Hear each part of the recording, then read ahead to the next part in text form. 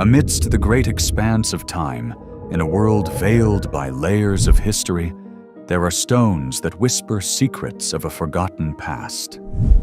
Each etched line and cryptic symbol tells a tale, challenging our deepest convictions about civilization's dawn and its storytellers.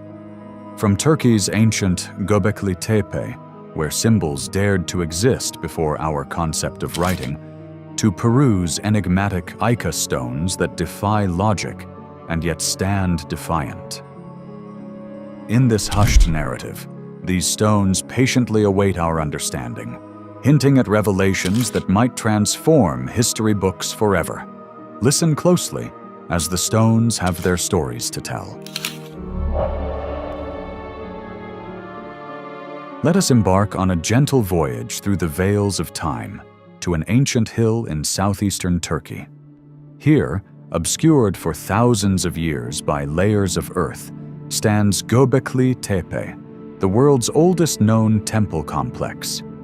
This site, with its intricately carved T-shaped limestone pillars, serves as a profound enigma, compelling us to reconsider our understanding of civilization's dawn. Conceived over 11,000 years ago, before the dawn of agriculture or the birth of settled societies, Göbekli Tepe beckons us to reshape the story of human development.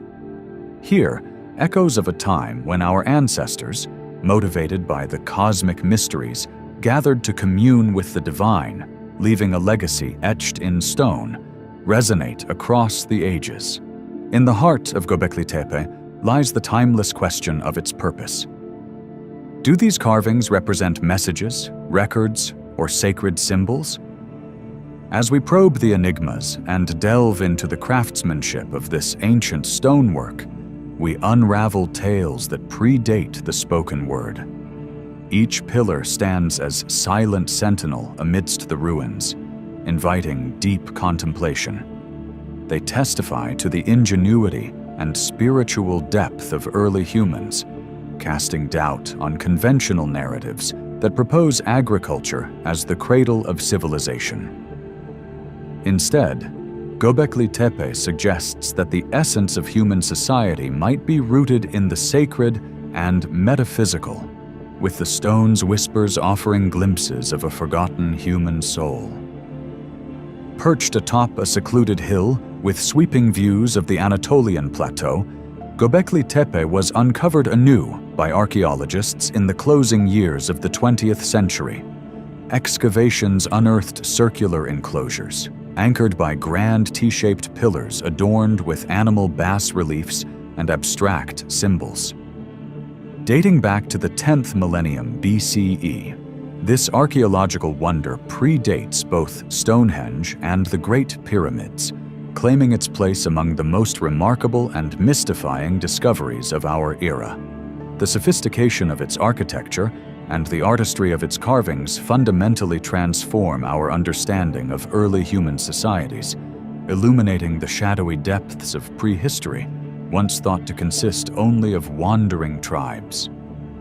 These enigmatic circles and carvings challenge established theories that link the rise of permanent settlements and complex structures to the emergence of agriculture. Within Göbekli Tepe lies evidence suggesting gatherings of foraging communities capable of organizing and creating monumental edifices. This raises profound implications. It could have been communal rituals and social interaction that first drove the development of such spaces, subsequently shaping the social structures of modern civilization. The pillars stand as physical embodiments of early human belief systems, where the spiritual and the sacred were interwoven into the very fabric of daily life. Göbekli Tepe's allure lies in the stories it tells through the language of its art.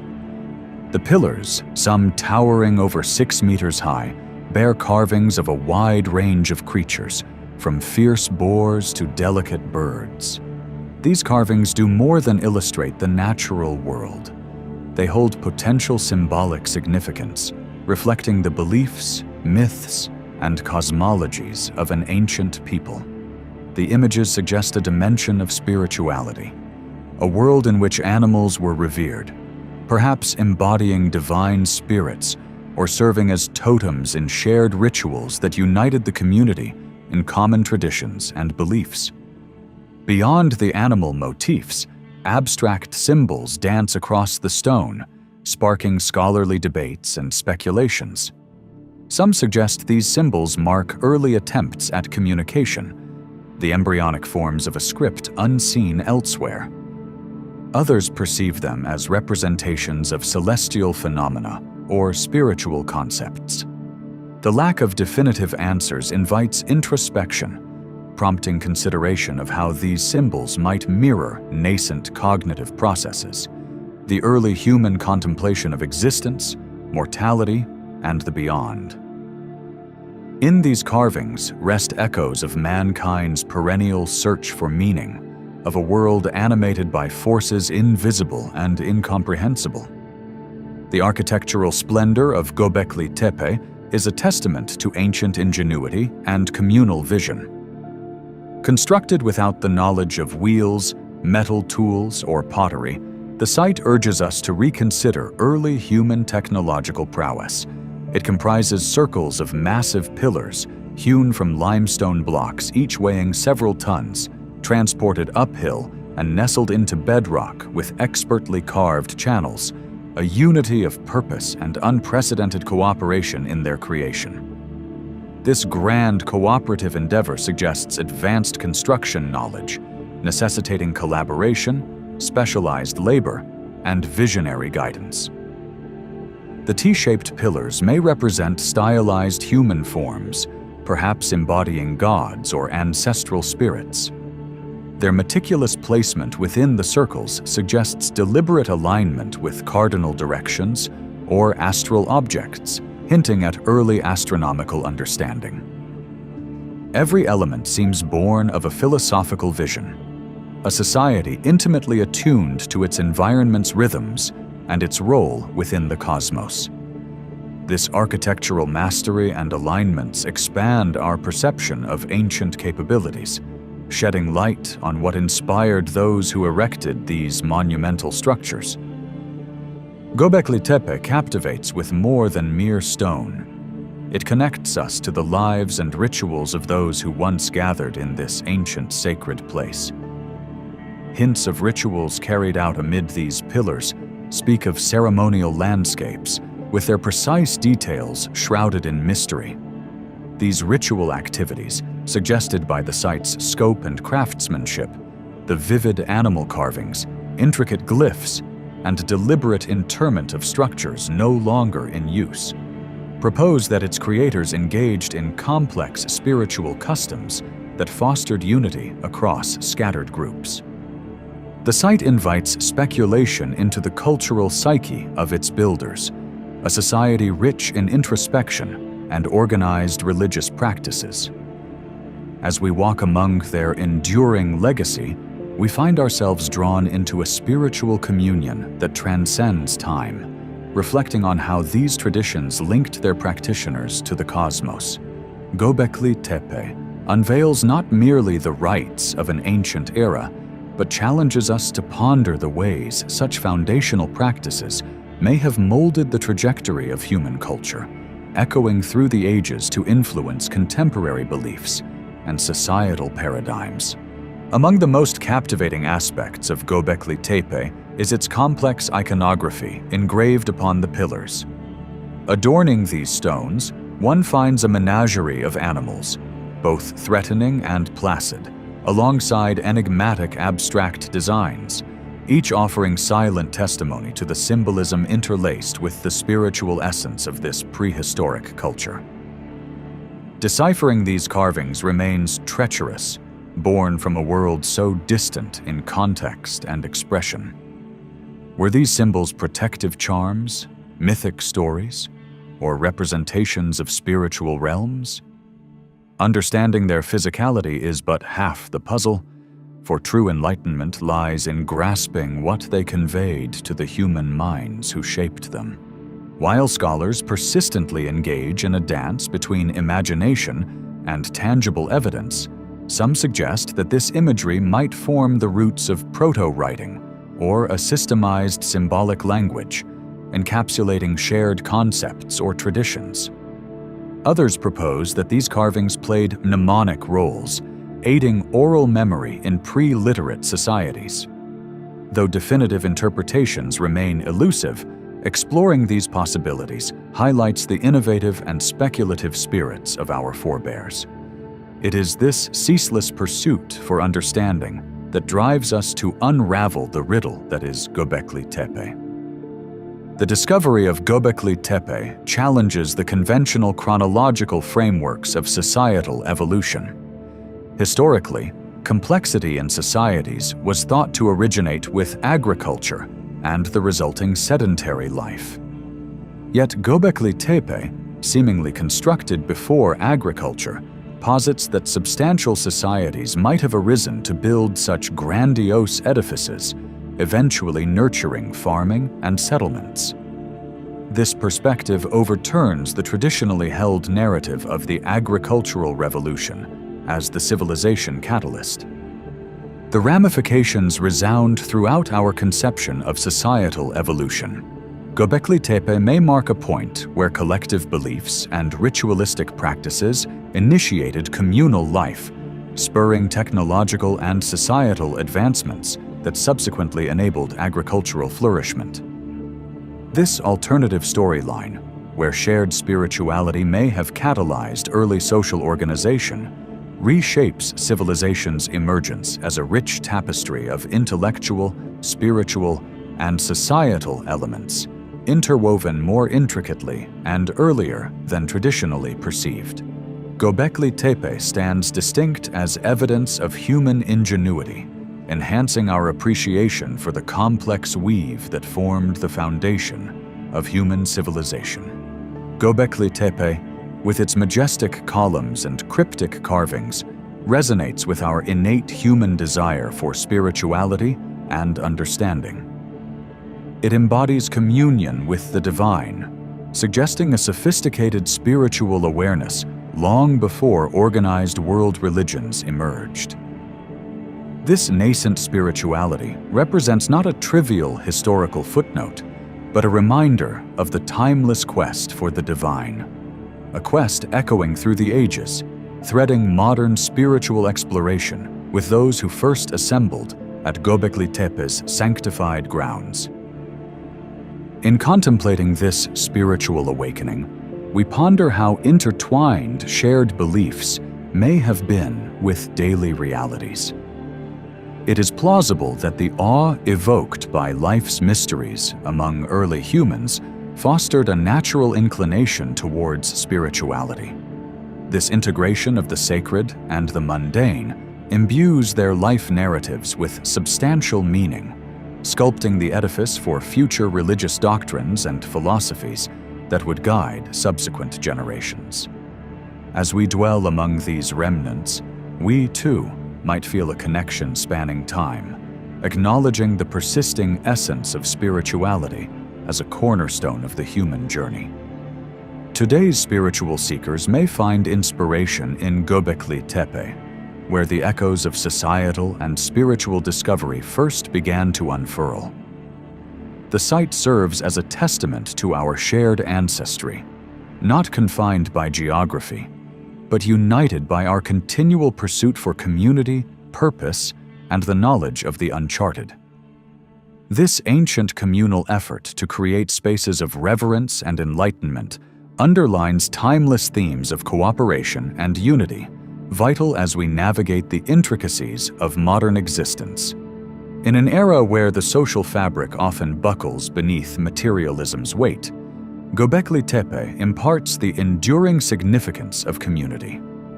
As we ponder its spiritual core, the site emerges as a symbol not just of prehistoric achievements, but of the unifying might of collective spirituality.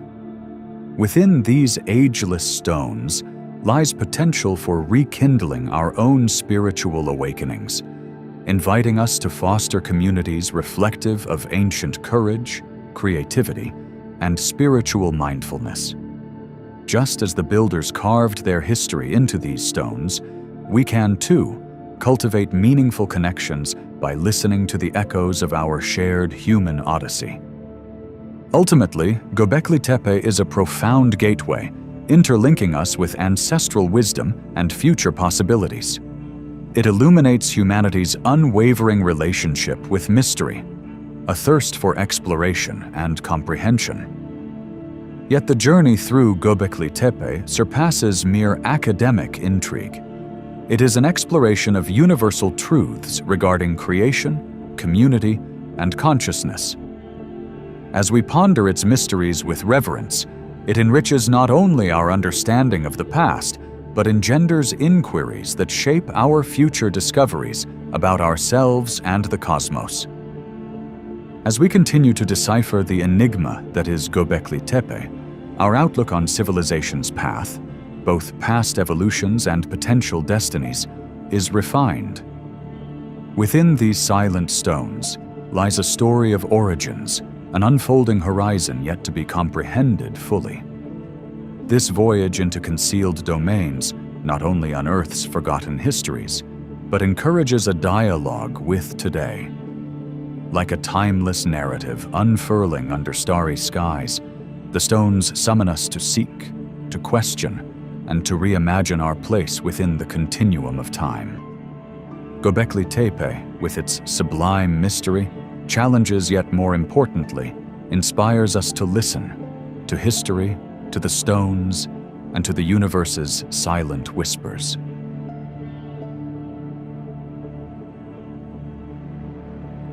In the land of ancient mysteries, where sun-drenched stones whisper secrets to those who listen with eyes closed and minds open, there lies a story about the enigmatic Ica stones, a tale woven into the cultural tapestry of Peru. These stones, etched with cryptic images, have puzzled, amazed, and divided seekers of knowledge and truth for decades. They challenge our understanding of history, standing as silent sentinels, guarding an unseen world of mysteries waiting to unravel. The Ica stones, numbering in the thousands, sprang into the public consciousness through the efforts of Dr. Javier Cabrera, a man whose curiosity led him into the labyrinthine corridors of ancient history. This collection of stones, bearing carvings of fantastic creatures and unthinkable knowledge, was brought to light in the 1960s when Dr. Cabrera embraced them with the zeal and passion of a man who believed he had discovered an arcane truth echoing from the annals of time. These stones, he claimed, were evidence of a civilization that possessed knowledge far exceeding what established history would have us believe. From depictions of humans with dinosaurs to surgical procedures that echo modern medical practices, these stones seem impossibly advanced. Each stone is a testament carved into andesite, a volcanic rock of the region, carrying markings that demand introspection from the observer. As we consider their implications, we must navigate the delicate balance between the desire for discovery and the temperance needed when facing what may be illusion. The carvings depict a surreal world, challenging the boundaries of imagination and credibility, taunting the very fabric of historical timelines. Among the tales these stones tell are those of encounters with long-extinct creatures, the dinosaurs we know only through bones arranged in museums, suddenly depicted alongside humans in dynamic interaction. The impossibility of such coexistence asks us to reconsider the stories of evolution and extinction that have shaped our understanding of the past. Could these be echoes of an era forgotten, captured and preserved on stone for future generations to decipher? Or are they the product of creative fancy, meant to intrigue and confound rather than inform? Then, we turn our gaze to the surgical depictions, scenes of medical prowess that boggle the mind as they suggest knowledge of the human body beyond what we believe ancient hands could wield. These carvings hint at heart transplants and cranial surgeries, where lines cut across stone like incantations of skill and understanding. They are enchantments of the improbable, transporting the viewer to a time when such feats should not have been possible, when tools of wood and bone should have struggled to achieve what is portrayed with such precision. As our mind ventures further into this enigma, the stars themselves seem to speak from these stones. Celestial bodies charted in meticulous detail suggest a mastery of the heavens akin to advanced civilizations known for their astronomical prowess. Could these carved stars be the echoes of dialogues conducted with the cosmos by ancient astronomers? Or merely fanciful representations meant to conjure wonder in those who gaze upon them? These stars may serve as guides, as maps etched by light, yet their context lies obscured by clouds of skepticism and uncertainty. Doubts cloud the authenticity of the Ica stones, as whispers of forgery and deceit dance around them like murmurings heard but not understood over the rushing waters of a hidden stream. The stories of local craftsmen claiming to have created these stones add weight to the doubts cast by skeptics who insist these artifacts are modern creations adorned with ancient designs. The confessions, recanted as swiftly as given, swirl in the currents of truth and deception, leaving one to ponder the origins of these captivating stones. In opposition stand the advocates, those whose hearts resonate with the mystery these stones embody. They argue for authenticity, seeking to pull at the threads of history that might reveal truths yet unseen. To them, these stones serve as clues to a civilization that dared to dream beyond the limits set upon them, a testament to human potential and curiosity that beckons us still. They argue that the diversity of knowledge inscribed is beyond the wit of mere mischief makers. The stones, in their eyes, are portals to a time when humanity dared to transcend its bonds. The shadow of Dr. Cabrera looms large over the stone's legacy, enshrined within the museum he established to share his vision. Herein lies a collection that invites wonder, contemplation, and the interplay between belief and skepticism. The stones become more than relics. They are conduits to conversations about our past, living echoes of debates as old as history itself. They stand at the crossroads of archaeology and mythology, embodying the heart of an ancient saga that we are bound to revisit again and again. Throughout modern culture, the allure of the Ica stones has been magnified, transformed into tales of ancient civilizations hidden in plain sight.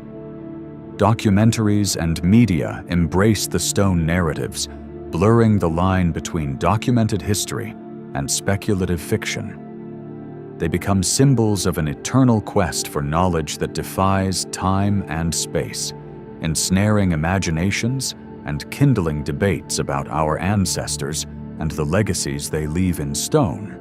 In the arms of skepticism and sober analysis lies the opportunity for learning and growth. The Ica stones spark curiosity, compelling historians and educators to ask probing questions, to traverse the terrain of historical narratives and the lessons they hold for modern society.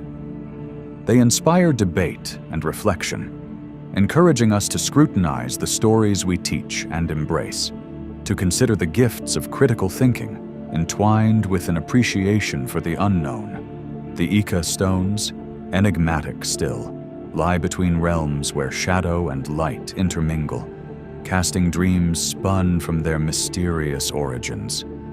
They draw us into a place where mythology breathes life into stone, while our ancestors' whispered legends linger in our consciousness.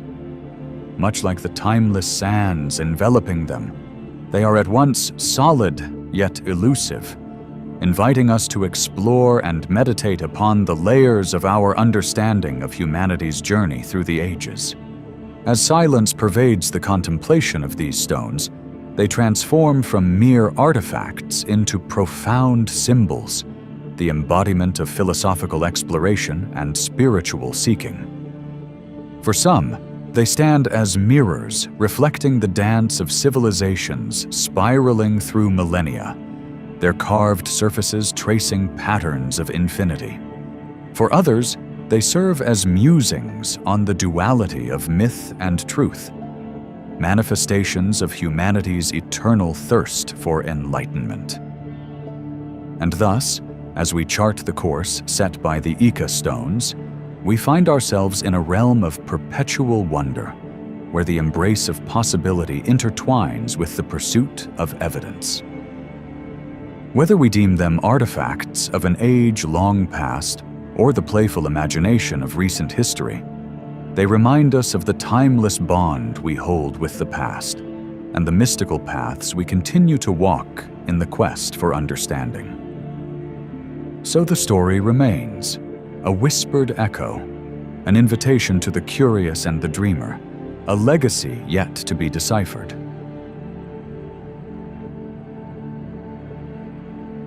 In the heart of modern-day Romania, nestled within the quiet village of Tartaria, an archaeological discovery unfolded in the year 1961. It was here that Nicolae Vlasa, an explorer of ancient cultures, uncovered small clay tablets etched with symbols, igniting a spark of curiosity that spread beyond the borders of time. These enigmatic artifacts, steeped in mystery, were poised to challenge the established narratives of written language, propelling humanity into reconsidering the timelines of our intellectual evolution. Scholars found themselves captivated by the notion that these tablets, possibly predating the Sumerian cuneiform scripts by over a millennium, held within them a profound story of Europe's Neolithic peoples. These tablets, etched with what could be the whispers of early writing, became a focal point of debate and intrigue. They promised a glimpse into a prehistoric world where cultures weaved their tales through signs and symbols, setting the stage for a dramatic reconsideration of the origins of writing itself. This profound find questioned the long-held belief that the Fertile Crescent of the Tigris and Euphrates was the singular cradle of civilization, where writing first flourished. Instead, the Tartaria tablets posed the question of whether our ancient ancestors in Europe had already begun to articulate thoughts in symbolic form. The symbols inscribed on these tablets emerged from the depths of the past, capturing an essence both abstract and intentional.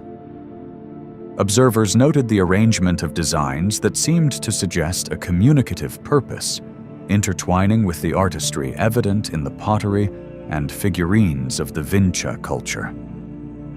This was a culture celebrated for its harmonious blend of craft and spirituality, leaving a legacy of symbols that danced between the realms of art and communication. These signs radiated sophistication, suggesting a community that deeply understood the essence of recording its experiences and wisdom. Speculation abounded as researchers sought to unveil the meanings wrapped in the complexity of the symbols. Some viewed them through the lens of commerce, positing that they might reflect early attempts at bookkeeping. Others suggested sacred significance, perhaps tied to rituals involving communication with deities or elements of the natural world. The rich tapestry of interpretations struggled to find agreement, for without a key akin to the Rosetta Stone, the symbols remained open to imaginative and scholarly exploration alike. They embodied an intricate web of human understanding, teasing with secretive whispers of a life long forgotten, yet echoing through the corridors of time. To explore the depths of these mysterious inscriptions, one must journey further into the cultural landscapes from which they emerged. The Vinca culture flourished between the 6th and 3rd millennia BCE, spreading its roots from present-day Serbia across surrounding regions. This civilization showcased a balance of agriculture, hunting, and advanced ceramics. It was an era of complexity and innovation, where the people transformed clay into expressions of both utility and elevated form, where pots and figurines spoke of a life both mundane and divine.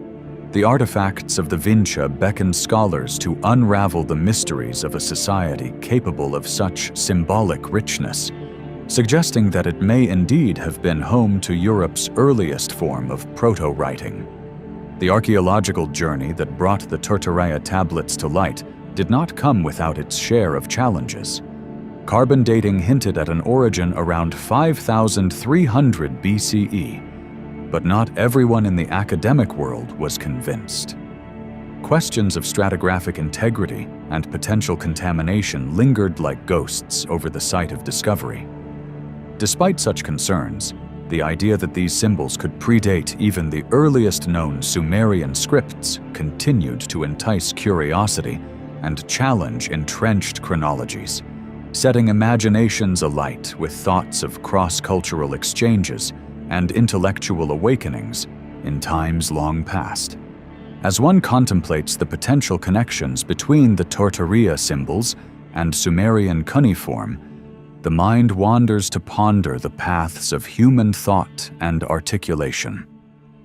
The Sumerians, with their evolving script, have long held pride of place in the historical narrative, celebrated for pioneering a written tradition that spanned centuries. Yet, if the Tortoria markings were indeed formed with the intent of recording language, they speak to an ancient European contribution that might rival their Mesopotamian counterparts. They could represent a convergence of necessity and creativity, distinctive expressions in a broader human tapestry of symbolic evolution. The notion of proto-writing brings with it an appreciation for the journey toward abstraction.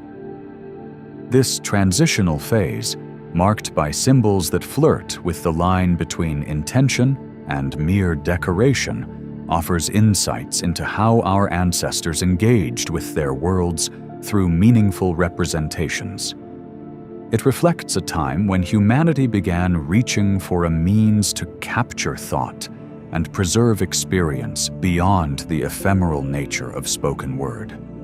Each symbol etched into the clay is a testament to a culture's desire to reach beyond the immediate, a legacy that transcends the silent millennia, separating past from present. The Tortoria tablets invite a dance of interpretations, a reflection of the enduring nature of our minds to find meaning where none is immediately apparent. From sacred motifs to economic tallies, from mystical rituals to the mundane, the possibilities surrounding these symbols ignite a tempest of ideas that propel scholarly debate ever onward. Each interpretation, though rooted in imagination, serves as a bridge across time, allowing us to connect with the human spirit that once thrived within Europe's prehistoric landscape. This ongoing conversation echoes our relentless curiosity, even when faced by the vast unknown. In their physical form, the tablets themselves speak volumes of the people who crafted them. The texture of the clay, the careful etchings, the very weight in one's hand evokes a connection between the present-day observer and the Neolithic artisan, who centuries ago committed their knowledge to earth and time. Da Vinci's material culture serves as a portal through which the modern world might glimpse the intricacies of ancient lives, revealing desires and thoughts frozen in artistry, preserving interactions that seep through history. Comparisons with the giants of ancient scripts, like Egyptian hieroglyphs or Chinese characters, emphasize the diversity of early human communication. Each system arose from distinct cultural needs, merging art and language to create systems as intricate and varied as the peoples who devised them. While parallels may be drawn between these symbols and more established scripts, The true allure lies in recognizing a shared human inclination toward bridging the spoken and the unspoken through markings that transcend their original contexts. The phenomenon of moving beyond oral tradition to visual representation is not an isolated journey within the description of early cultures. It is a significant epochal shift where civilization steps towards the eternal, ushering in possibilities to enshrine teachings and edicts long after voices have faded. The Turtaria tablets, in their enigmatic insistence, serve as testimony to that groundbreaking stride made by those who sought to imprint their legacies where impermanence swirled in the dust of the ages.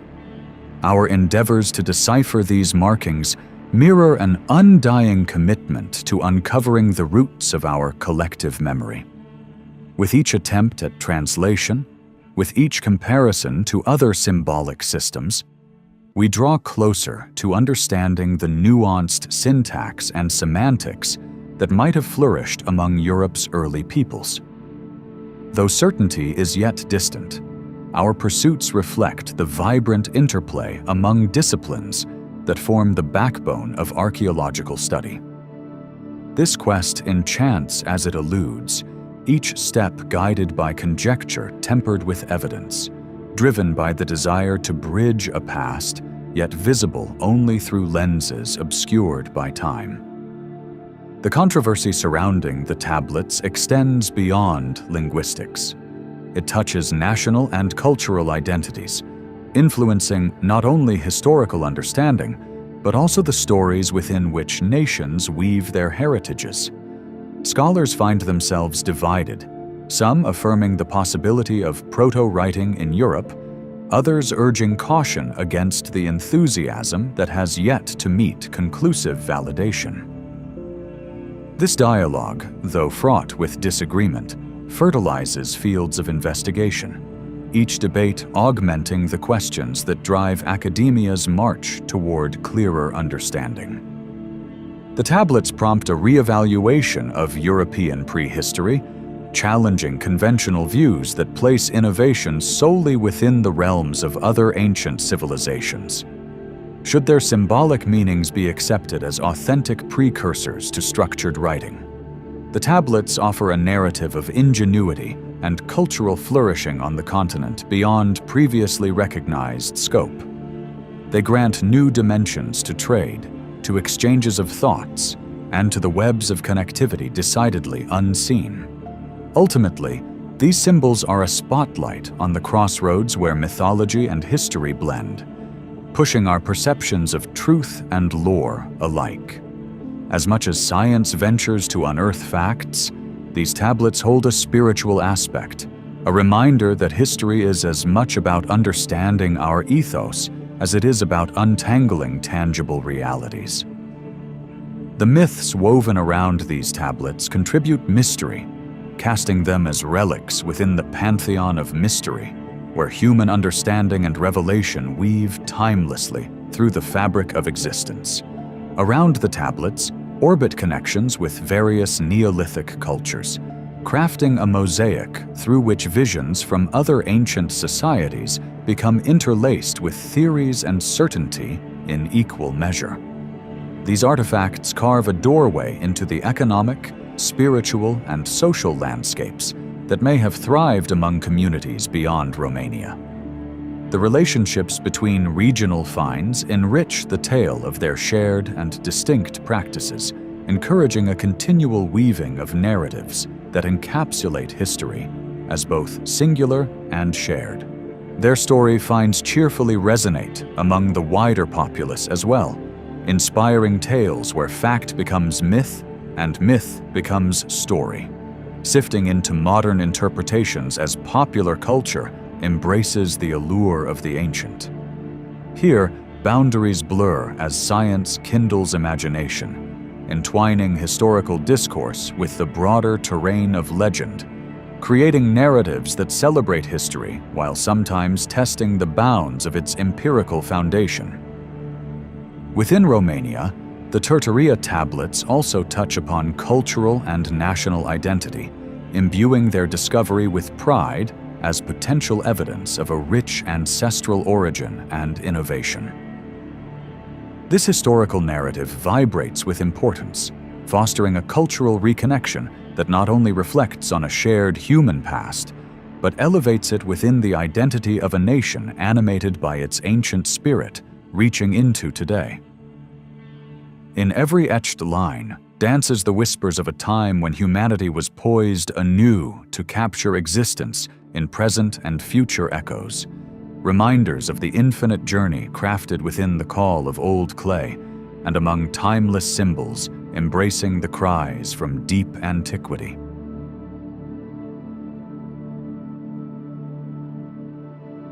In the silent embrace of New Mexico's expansive desert, where shadows cast by ancient hills seem to tell stories of times forgotten, lies a stone that defies the conventional boundaries of history. Known as the Los Lunas Decalogue Stone, this massive basalt boulder, perched amidst the rugged terrain, is etched with inscriptions that whisper echoes of an ancient narrative.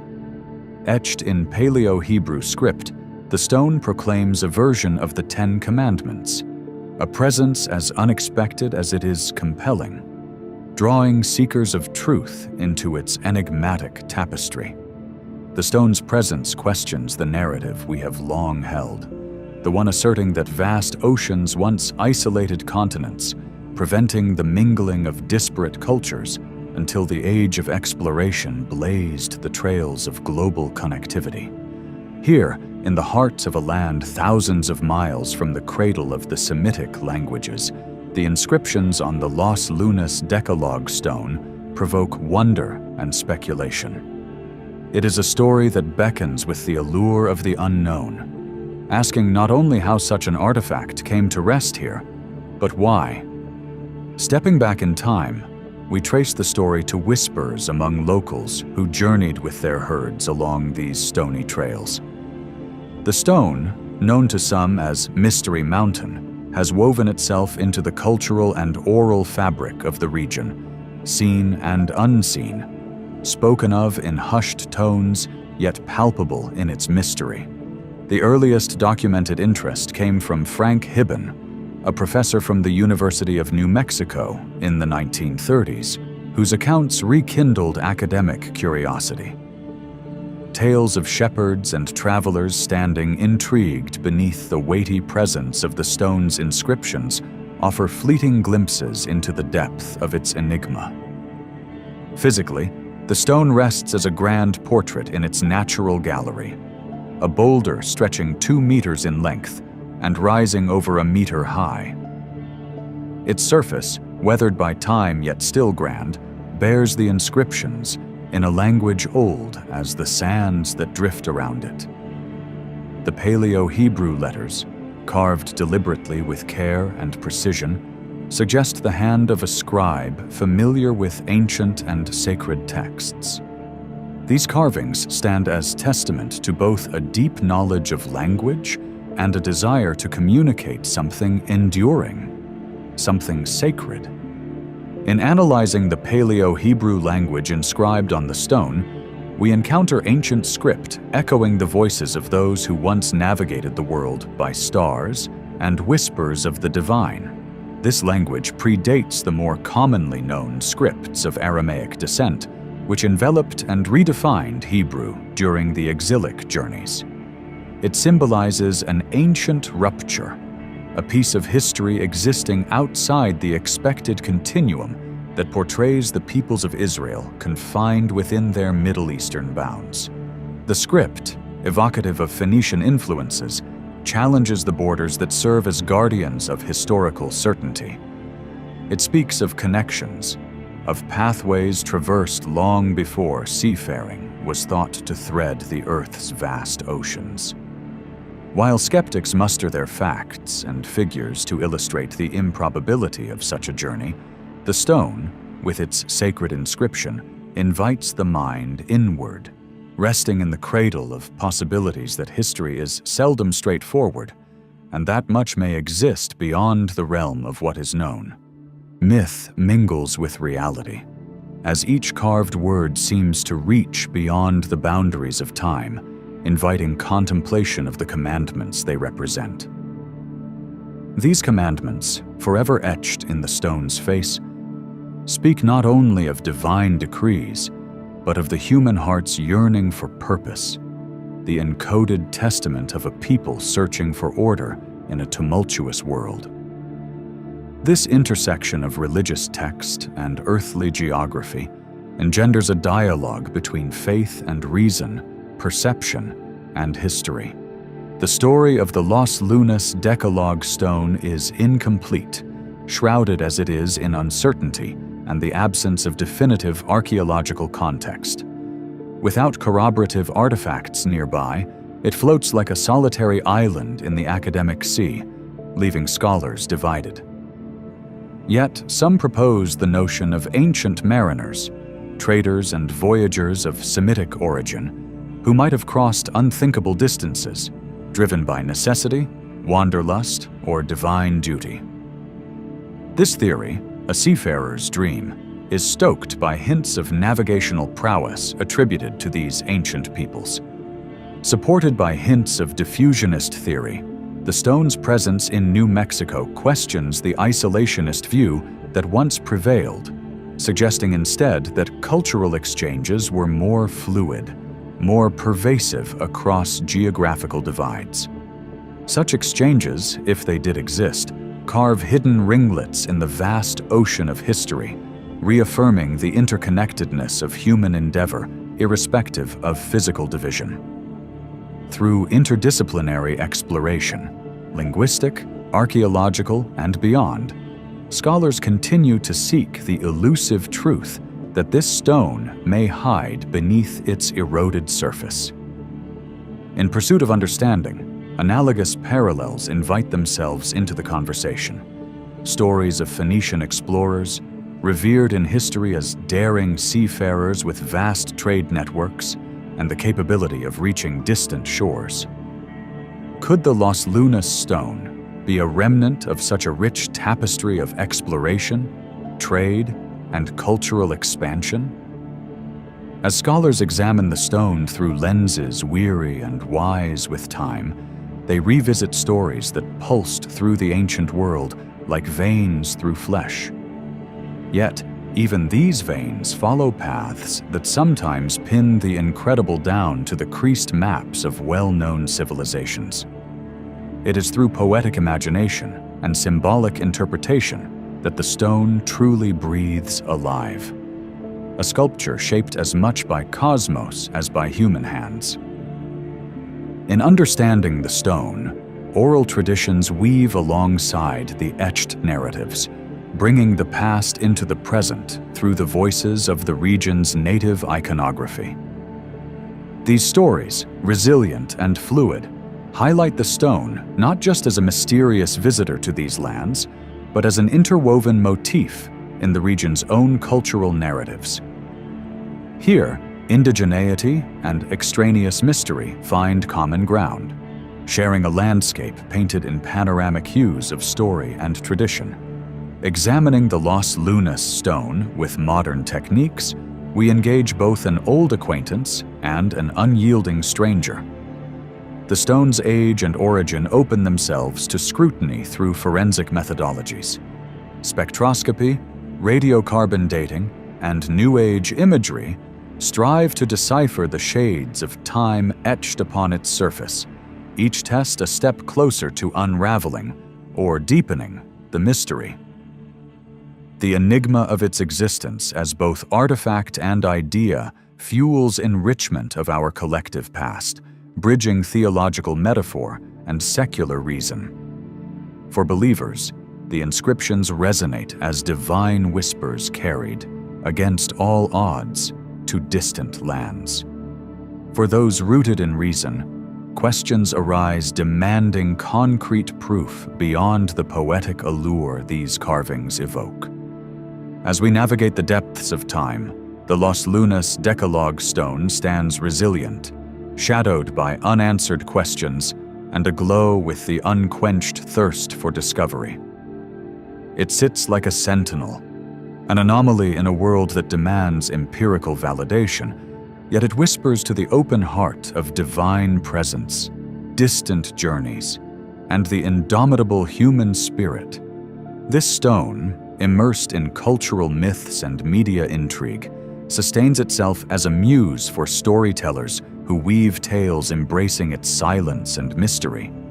It occupies the space between what was, what is imagined, and what could be, expressing human creativity across the spectrum. While concern for preservation and the cultural imprint of its mystery persists, the stone itself remains a sturdy companion in the quiet corridors of history, its story unread and ever alluring.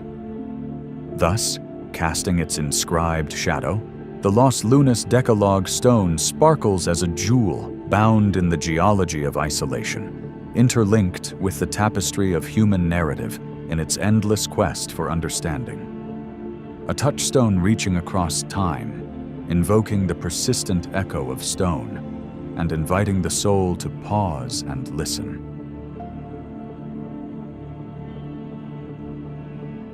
In the quiet embrace of Minnesota's vast landscapes, where whispers of history mingle with the rustling leaves, there lies a tale carved into stone, a tale of mystery, speculation, and the timeless dance between myth and reality. It begins in 1898 with a Swedish-American farmer named Olof Åman, who, while tending to his land, unearthed a stone entangled within the roots of a tree. This stone, known today as the Kensington Rune Stone, came to life with its inscribed runes, sending ripples of intrigue through time and space. The runes tell a story of a Norse exploration group comprising 8 Geats and 22 Norwegians, purportedly journeying through what is now Minnesota in 1362. These ancient symbols, etched with care and reverence, echo with the weight of history, suggesting a Norse presence in North America long before Columbus set sail for the New World in 1492. Yet, as with all tales etched in time, the Kensington Runestone is not without controversy. Its existence has sparked a fervent debate between scholars and skeptics, each side entrenched in its own convictions. There are those who argue that the runes bear the hallmarks of a cleverly crafted forgery, their inconsistencies a testament to deception. Others, with equal fervor, propose that the stone's peculiarities are not evidence of deceit, but rather reflections of regional variations or experimental writing unknown at the time of its discovery. This tension between fact and fiction, certainty and doubt, is emblematic of the broader dialectic between established history and the allure of the unknown. The story of the Kensington Runestone begins with Olof Åman, whose discovery, both accidental and serendipitous, thrust him into a world of intrigue and speculation. As the news of this peculiar slab spread, scholars and enthusiasts alike flocked to Minnesota, spurred by curiosity and the tantalizing promise of rewriting history. For Åman, a man of humble origins, this newfound fame was both a blessing and a burden. The skepticism with which his discovery was met mirrored the broader tension between scientific rigor and imaginative possibility, a duality that continues to color the stone's legacy. The inscriptions on the Kensington Runestone, consisting of 30 lines and over 200 characters, present a linguistic enigma that continues to baffle and fascinate. The runes appear to conform, at first glance, to known Scandinavian alphabets from the medieval era. Yet a closer examination reveals subtle anomalies, discrepancies that blur the lines between known linguistic conventions and the alluring possibility of unknown dialects or transitional scripts. These anomalies invite a multiplicity of interpretations. Some experts have argued that they are anachronisms, the products of creative fabrication. Others suggest that they represent remnants of a forgotten dialect or a linguistic evolution reflecting the Norse colonization of Greenland and parts of North America. This debate, unresolved and ever-evolving, underscores the complexities of understanding ancient runic writing systems and their regional nuances. Beyond the realm of language, the Kensington runestone invites reflections on the broader historical context. The notion of Norse expeditions to North America is not without precedent. Medieval Icelandic sagas recount the stories of Leif Eriksson's settlements in Vinland, widely thought to be modern-day Newfoundland. These narratives of exploration, conquest, and encounters with distant lands align with archaeological discoveries such as the settlement at Lons aux Meadows, a tangible proof of Viking presence on the continent over a millennium ago. If genuine, the Kensington runestone would expand the canvas of Norse exploration further inland, suggesting a more intricate tapestry of pre-Columbian interactions between European explorers and indigenous peoples. Geographically, the implications of such an expedition are profound. If authentic, the Kensington runestone hints not only at coastal navigation, but also at a deeper penetration into the North American heartland. This would require a nuanced understanding of the continent's geography, an ability to traverse its wilderness, and possibly alliances with indigenous tribes. It embodies a narrative of convergence, a cultural meeting point between old and new worlds, rich with the possibility of shared knowledge, exchanged ideas, and blended histories. Yet shadows of doubt continue to loom over the Kensington runestone. Skeptics highlight the mixture of runes, some of which had fallen out of use by the 14th century, pointing to this as evidence of forgery. Critics argue that a 19th century hoaxer, perhaps drawn by the allure of notoriety or profit, could have crafted the artifact using knowledge of antiquarian scripts. Olaf Oman himself, with access to scholarly texts on Scandinavian runes, is often positioned at the heart of these allegations. However, definitive proof remains elusive, and the stone's authenticity remains a point of contention, a testament to the challenge of verifying artifacts that dare to disrupt established historical narratives.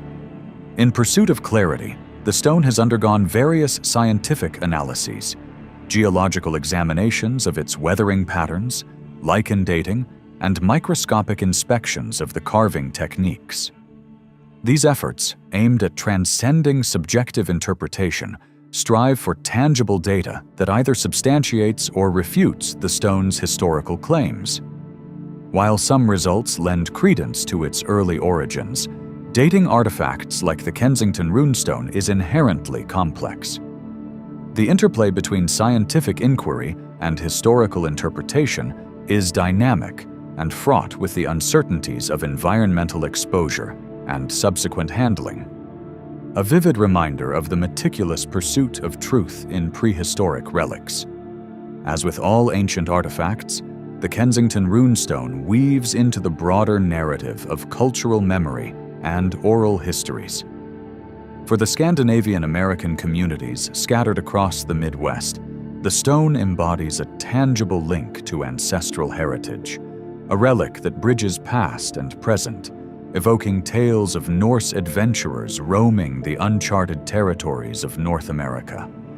Moreover, whispers of Viking presence in Native American lore hint at cultural exchanges preceding recorded history, an exploration into the power of narrative and memory in shaping collective identities. This enigmatic artifact embraces an interdisciplinary dialogue that extends beyond historians to include linguists, archaeologists, geologists, and even folklore experts.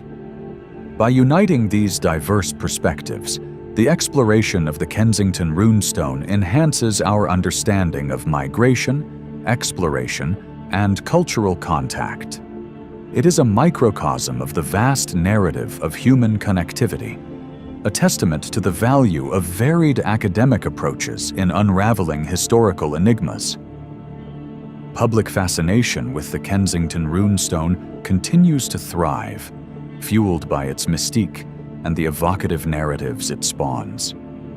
The allure of unlocking ancient secrets evokes society's shared yearning to challenge established paradigms and uncover hidden histories.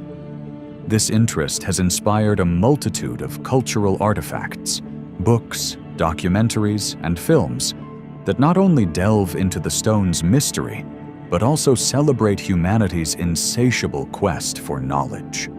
Through the interplay of academic debate and public curiosity, the stone acts as a catalyst for discourse and discovery, inviting all who engage with it to ponder the depths of our collective past. Escaping the confines of academic circles, the stone has also invigorated local economies, transforming itself into a beacon of tourism. In the town of Alexandria, near its discovery site, the stone has become a symbol of local identity and pride. Yet beyond its economic impact, it serves as a reminder of the role of serendipity in historical discoveries.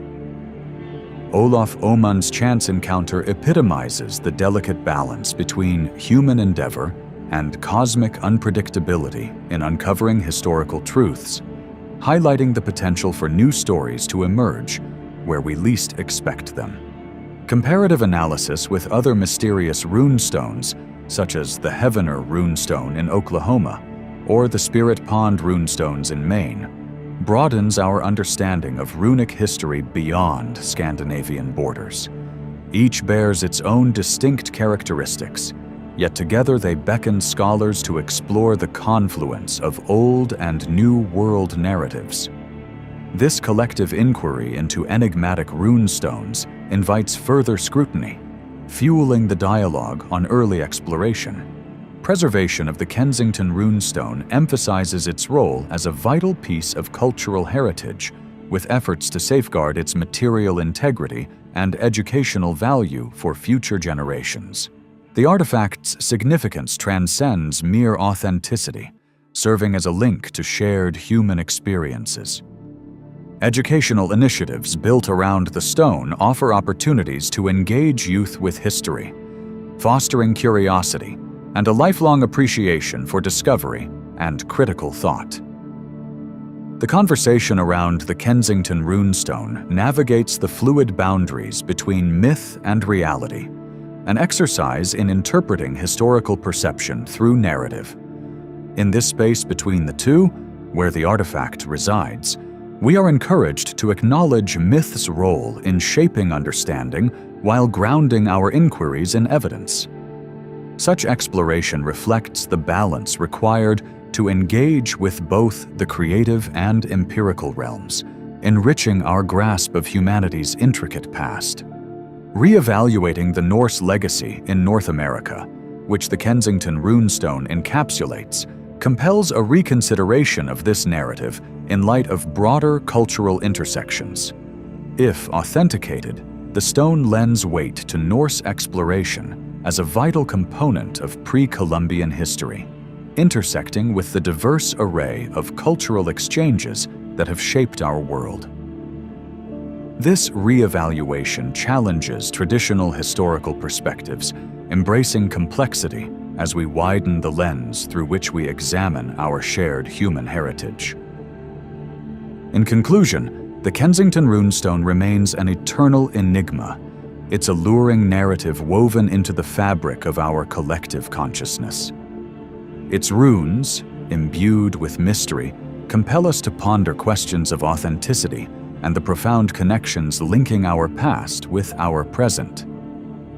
Through a journey that fuses history and imagination, the stone beckons us to reflect on our place within this vast tapestry of exploration and understanding, where curiosity continues to guide us as we seek the profound mysteries of our deep past.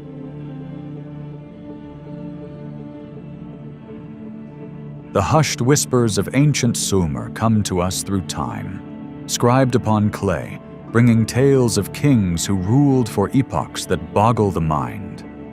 Among these relics of the past, one stands out: the enigmatic Sumerian king list. An ancient cuneiform text etched long ago, it gazes back at the dawn of civilization, presenting a chronicle of kingship that weaves myth and history into a singular tapestry.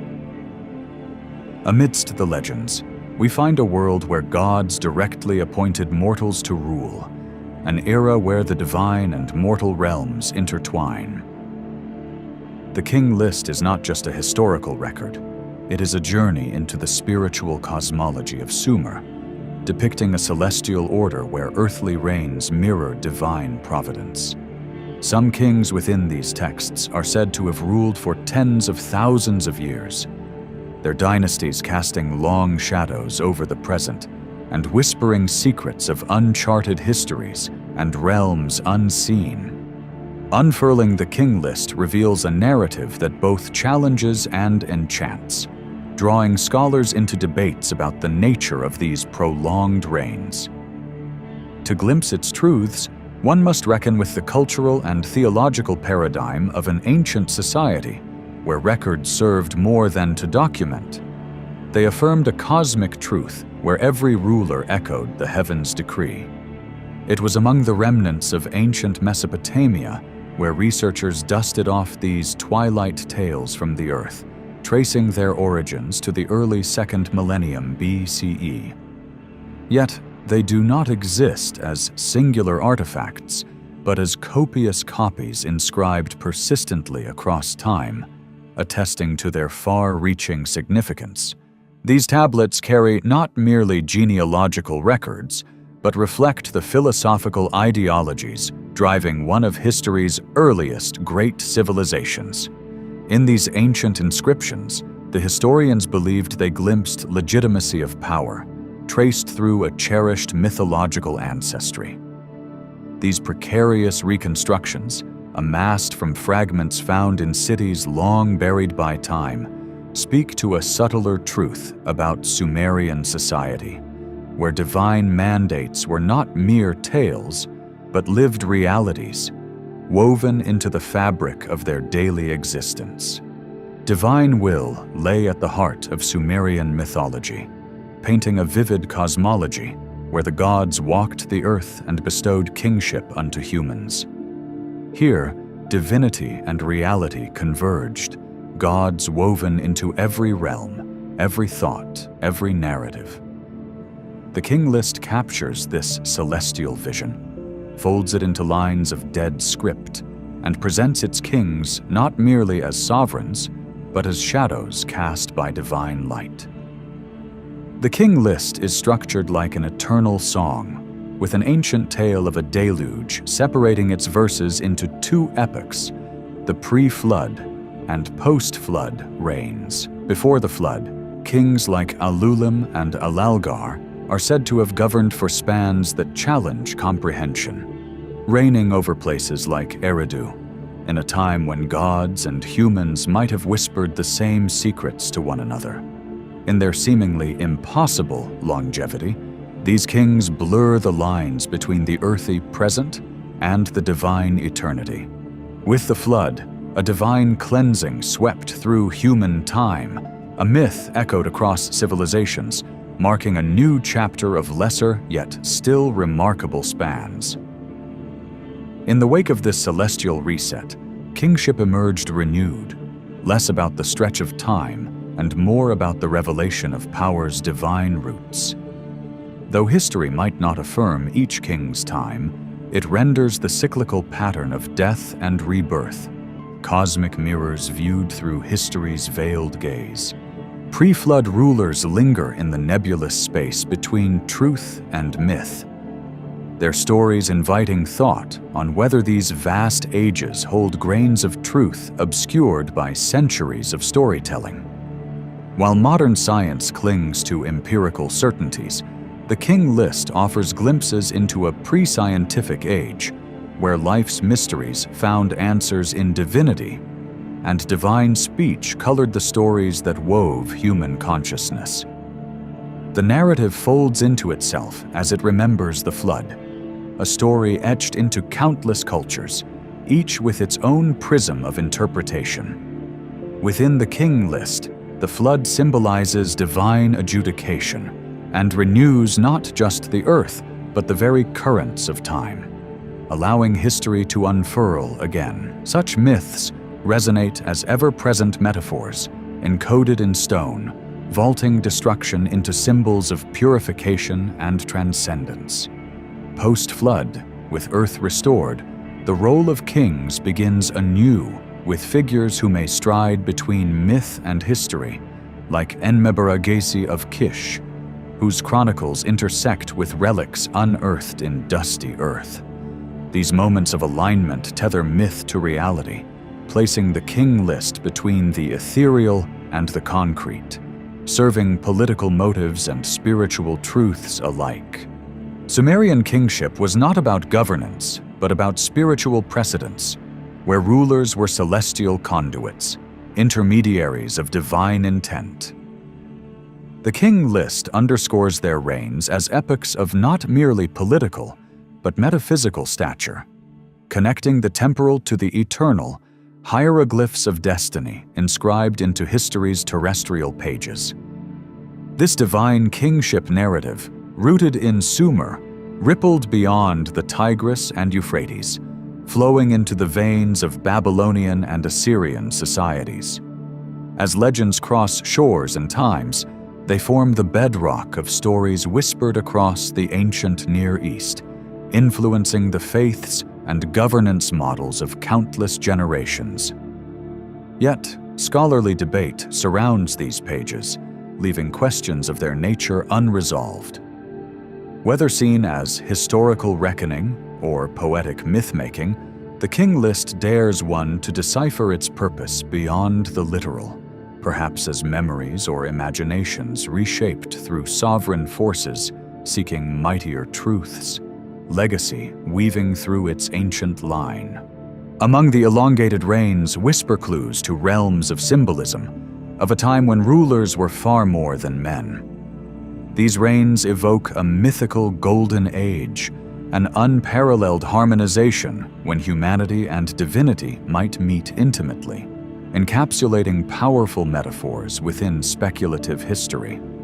The ripples extend to the biblical narratives, evoking parallels as far-flung as Genesis, where familiar tales of a great deluge carry notes of eternal myth.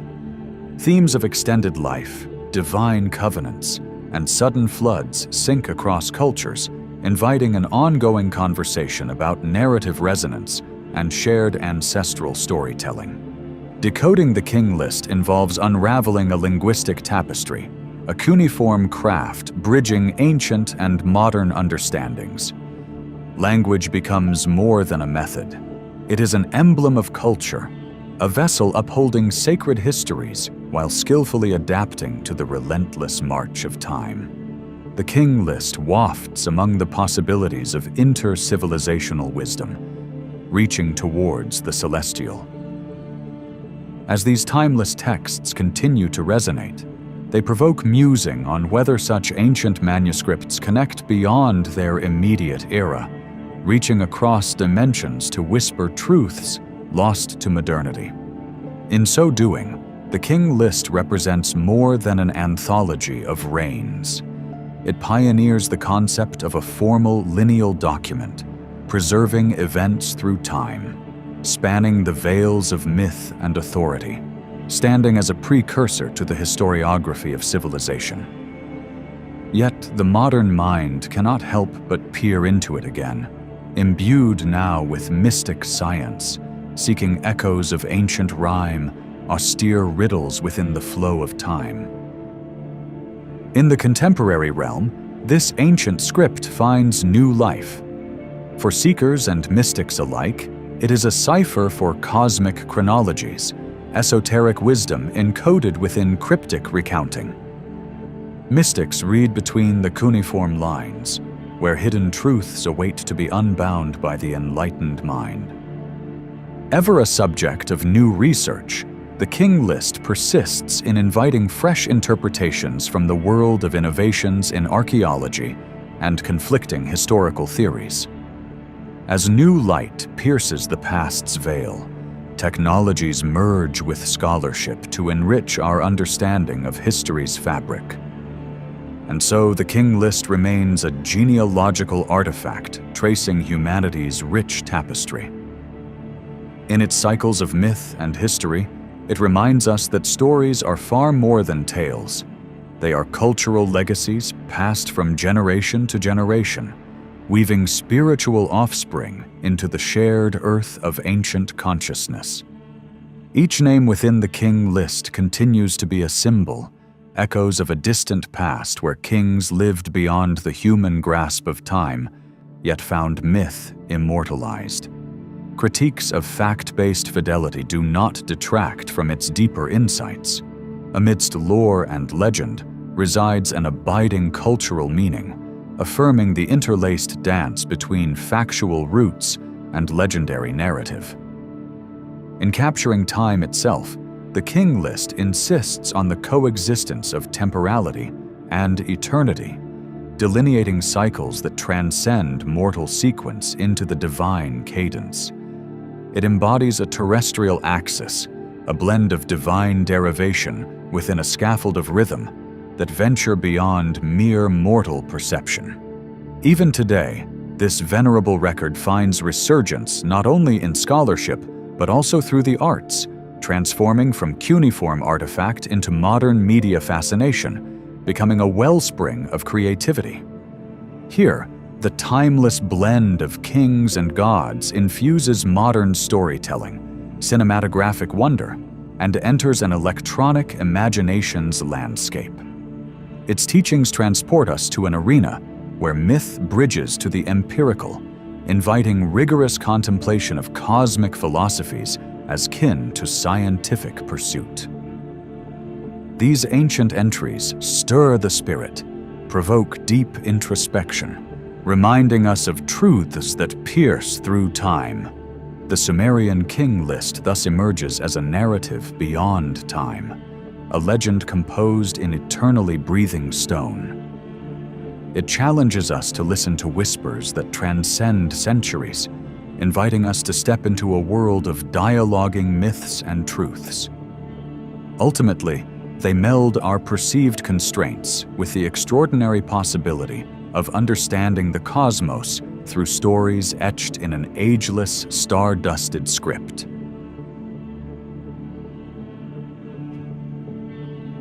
In the hushed whispers of history's hidden corridors, the tale of the Paraiba inscription emerges, a stone slab supposedly discovered on Brazilian soil in the tranquil yet uncertain 1800s.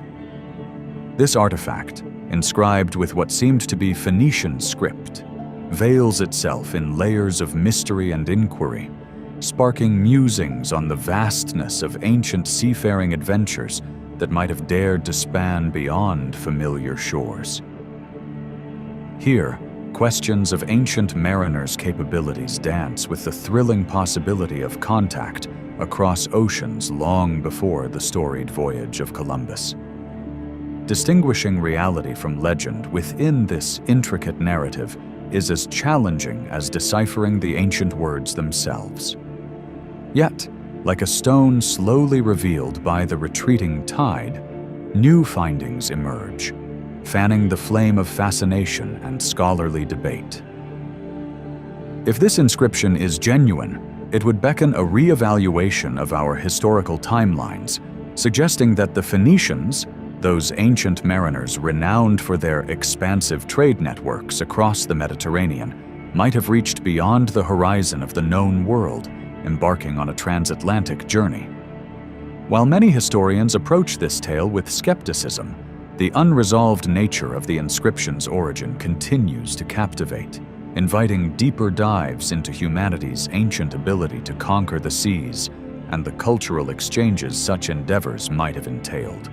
The story of the Paraiba inscription begins with a letter, a seemingly simple piece of paper that appeared in 1872, penned by Joaquim Alves da Costa. This letter claimed that the stone bore the tale of a Phoenician expedition that had met with disaster, leading to an unintended landing on the shores of what we now call Brazil. The initial excitement this stirred among historians was palpable.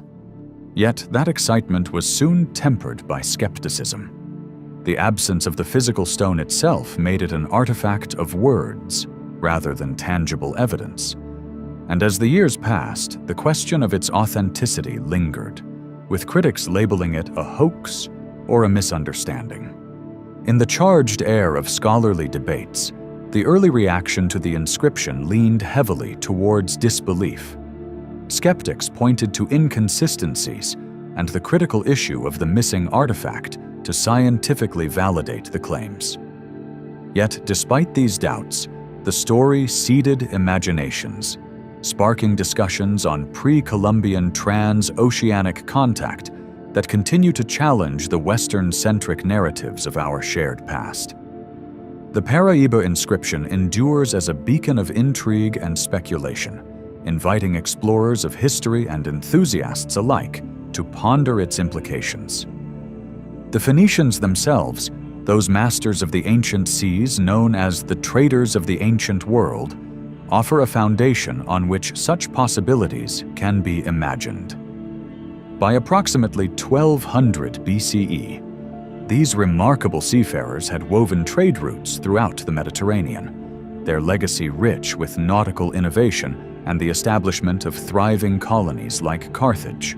The notion that they might have ventured beyond the Pillars of Hercules, reaching the Americas, draws upon the established history of their maritime prowess as a plausible point of departure. These ancient navigators crafted vessels that could withstand the rigors of long voyages, combining an unparalleled spirit of adventure with their sophisticated knowledge of the seas.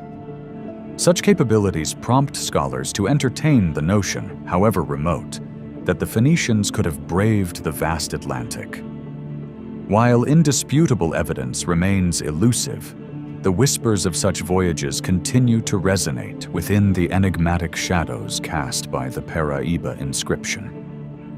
The linguistic aspect of this narrative unfolds as a tapestry of mystery and debate.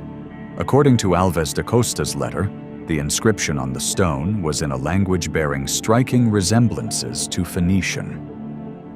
This resemblance beckoned linguists to weigh its legitimacy with painstaking care. Some of these scholars argue for legitimacy by pointing to structural nuances that echo known Phoenician syntax. Yet the absent stone precludes comprehensive analysis, casting the tale into a dance of words that hover between authenticity and artifice. Skeptics have identified potential anachronisms within the transcription, arguing it could be a modern forgery conceived with an incomplete understanding of Phoenician. Here, we find a paradox.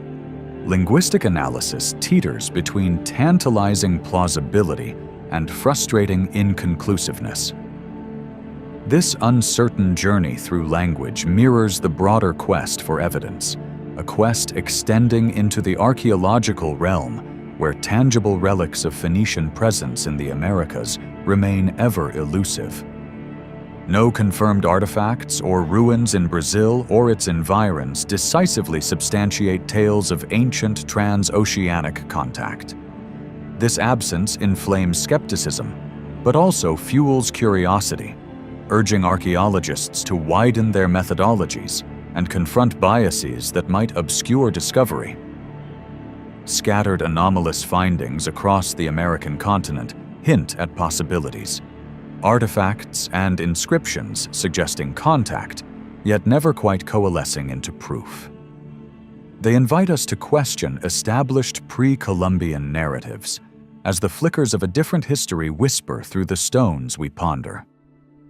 The central debate revolves around whether the Paraíba inscription signifies legitimate history or a cleverly crafted fiction. Confronting this question mirrors the challenge of discerning authentic discoveries from compelling fabrications throughout the annals of archaeology. Historians weigh the inscription against other contentious claims to seek the truth within a balance of evidence and skepticism.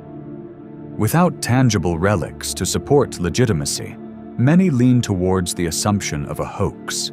drawing lines to other discredited claims that history has revealed as false. Yet others decry that such aversion to disrupt established narratives can stifle unbiased inquiry. In this delicate equilibrium, methodical exploration and open-mindedness hold the keys to uncovering the nuanced possibilities present in historical anomalies. Imagining if a Phoenician voyage to Brazil truly occurred invites us into the realm of hypothetical exploration. Supported by theoretical models of navigation, ancient paths emerge that would lead these daring seafarers westward from the Canary Islands to the vibrant Brazilian coast. Mastery of celestial navigation and the harnessing of currents and winds speak to the potential journey a Phoenician ship could have taken, each navigational decision coinciding with the rhythms of the vast Atlantic. Such speculations imagine how the stars might have guided those ancient vessels through waters that have given safe passage to countless unknown voyages. This framework extends our understanding of the possible maritime exploits of our ancestors, reflecting upon the skills and resources they may have wielded amidst the unpredictable sea. From these imagined journeys rise contemplations on cultural exchanges, the exchanges between the ancient Phoenicians and indigenous peoples of the Americas, tangible or merely dreamt. Though time has obscured definitive proof, such interactions are tempting possibilities woven into the tapestry of our shared past. A tapestry potentially visible in shared symbols or technology, yet forever out of reach in the absence of irrefutable evidence. Some researchers delve into South American rock art or symbolic parallels, seeing glimpses of shared narratives that could suggest a distant fusion of cultures. While oral traditions and technological hints tantalize, they remain echoes rather than certainty, leaving the burden of proof heavily upon those who seek to bridge the cultural divide. Yet, should the Paraíba inscription be authenticated one day, its ramifications would ripple through the fabric of historiography. It would demand a reassessment of ancient narratives, expanding timelines to include non-European contributions that have long been shadowed and overlooked. This revelation would morph the map of exploration, entwining global histories in a new tapestry of interactions not previously acknowledged. The recognition of such a find would extend beyond acknowledging ancient travels across the world's great waters. It would foster a more inclusive understanding of global human interaction, challenging the exclusionary workings of historical narratives while inviting us to see humanity's journey as one that has always been shared and interconnected. The enigmatic nature of the Paraíba inscription challenges the criteria we often employ to discern historical evidence. Within the map of history, the boundaries separating probability from speculation blur, confronting historians with the demands of broadening perspectives to what may be defined as legitimate discovery. Balancing skepticism and curiosity becomes imperative, especially when dealing with artifacts that defy existing narratives. In this space, where the Paraíba inscription stands as a testament to ambiguity, lies a broader philosophical query. How might we prevent our doubts from obstructing the exploration of history's peripheries? Embracing an inclusive approach encourages resilience within scholarship, provoking further inquiries that transcend the limitations of known facts. Glancing beyond inscriptions and voyaging into ancient navigation techniques, we unearth the elements of ancient seafaring prowess. Insights into the Phoenicians' skill with celestial navigation sustain contemplations of how such potentially transatlantic journeys were achievable. Historians and maritime archaeologists delve into these navigational methods, reshaping our understanding of prehistoric seafaring capabilities and reaffirming the plausibility of these epic acts of discovery. Through capable eyes, the vastness of the Atlantic would not appear insurmountable. Knowledge of wind and current, combined with innovations such as robust ship designs, would fortify these journeys, illuminating how the possible paths of ancient mariners dovetail with our historical imaginations. This methodical inquiry embraces other inscriptions across cultures, interpreting these maritime connections as threads, linking disparate finds within a global narrative. Returning to the Paraíba inscription itself, we revisit the words within Joaquim Alves da Costa's letter, a ghostly echo of a vanished stone. According to his account, a Phoenician king's sailors, consumed and cast adrift by tempestuous seas, found themselves on unknown shores, a narrative steeped in myths of adventure and survival that mirror themes of ancient maritime exploration. Though paralleled by other tales of ancient discovery, this inscription possesses the evocative imagery of unknown lands and dangers overcome. Historians and literary analysts comb its narrative for threads of commonality with other maritime legends, weaving these strands into interpretations where mythology meets reality. Even without the physical stone, these contemplations remain shrouded in speculation, binding fact with fiction in enduring mystery. Nestled amid this mystery, Brazil's sprawling coastline emerges, a majestic tableau of rivers meeting ocean, offering potential havens and habitats for wayward adventurers.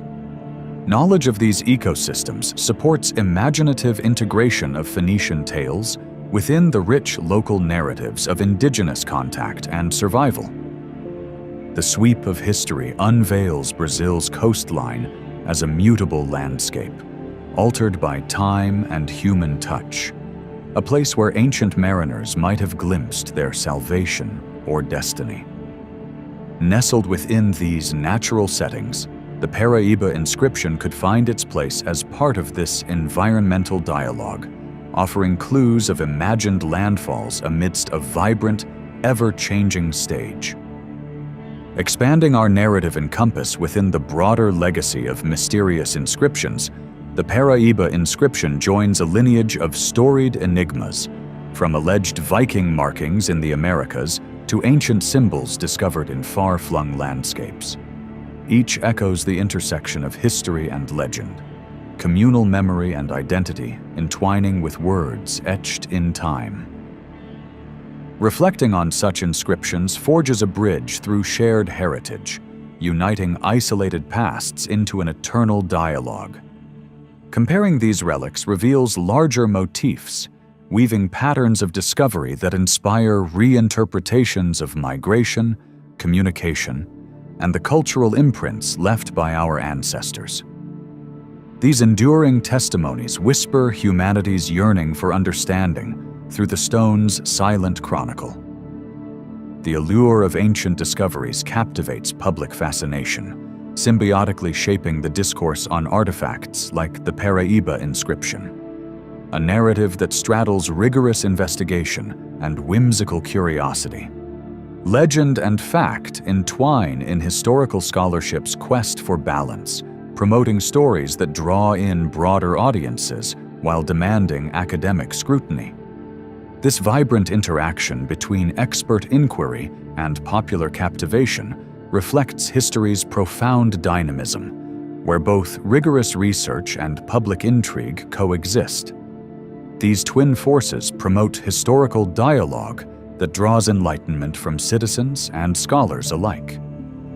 Thoughtful historians leverage public interest to encourage discernment, guiding audiences beyond poignant tales to bask within the light of reasoned, factual understanding. The balance of academic skepticism on the Paraíba inscription unfolds within the tension of adherence to orthodoxy and openness to adventurous conjecture.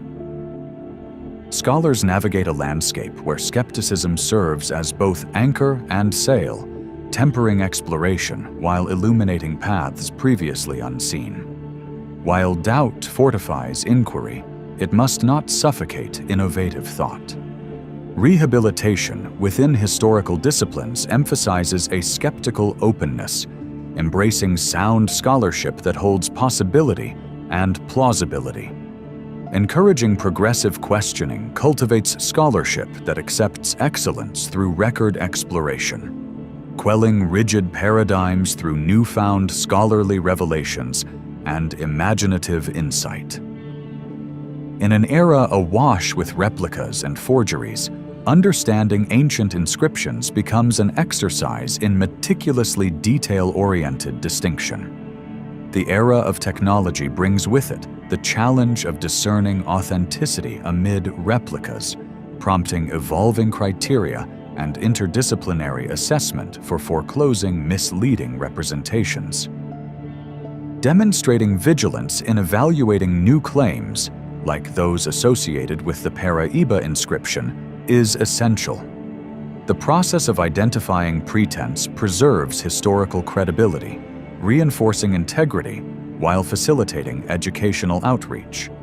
Empowering consumers of history to sift through modern fabrications fortifies the sanctity of authentic scholarship, maintaining a keystone within the heritage discussion's storied continuation.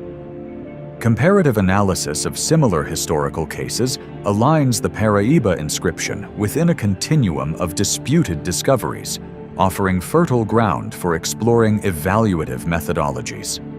Artifacts such as the Kensington Rune Stone and Los Lunas Decalogue Stone reflect recurring patterns and pitfalls, prolonging historiographical debates in discerning credibility. Critical learnings from such analogous instances influence how evidence achieves authenticity and stands the test of scholarly rigor, inviting researchers to synthesize this into viable frameworks that tackle complexities of dubious historical contexts. This engagement solidifies our understanding of diverse global narratives, ensuring the lessons of history inform the evolving methodologies within intellectual frontiers. Cultural heritage occupies an inviolable place within the dialogue surrounding inscriptions like Paraíba, compelling historians to embed commitments to ethical preservation.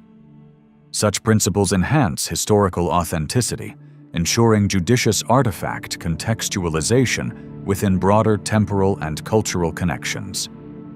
Stressing ownership and stewardship affirms historical humility, imploring proper engagement guided by the precepts of heritage conservation.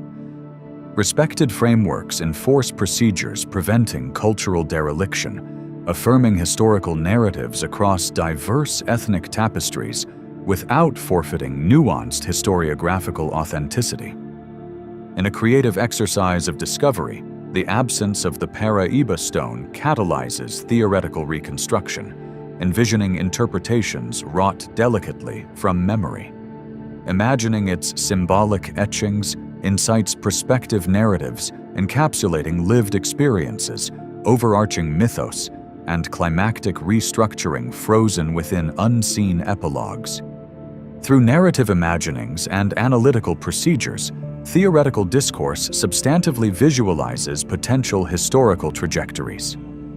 These scholarly reconstructions kindle explorations that straddle possibility within tangible reality, inspiring fresh interpretations amidst abstruse forms. Peering into the background of potential discoverers like Jules de Acosta contextualizes the intricacies of the Paraíba inscription's emergence. Historical biographies offer insights into motivations that might have crafted a compelling narrative, each actor instrumental along this shared historical theater. Exploration of biographies unveils layers of narrative crafting, embedding personalities within shared histories of disclosure. The convergence of social influences within pivotal intellectual networks sculpt the interpretive frames blurring technical, cultural, and scholarly boundaries between imagination and authenticity. Revisiting older evidence surrounding the Paraíba inscription invites modern reflective inquiry into historiographical and archaeological precepts. This recognition balances historiographical fortitude amidst innovative assimilation within adaptive issues, blending philosophical reflection with historical context. Harnessing the passage of time, scholarly inquiry recites respect and consideration, warranting resilience of comprehensive narratives necessitating nuanced harmonies through modern adaptive frameworks. The enduring legacy of inscriptions like Paraiba transcends interpretive hindrances, functioning within recursive cultural identities. The evocative potential flourishes as these artifacts confront conventional epistemic constraints, reshaping dialogues purposefully interwoven with historiographical insights. Esteeming inscription legacy fosters narratives engaging with heritage's immutable forces, inspiring endeavors aimed at sustaining humanity's cultural preservation through vigilance and responsible reflection. Imaginative excursions into the tentacles of ancient commerce envisage the Paraiba inscription's connection within imagined pre-Columbian trade networks.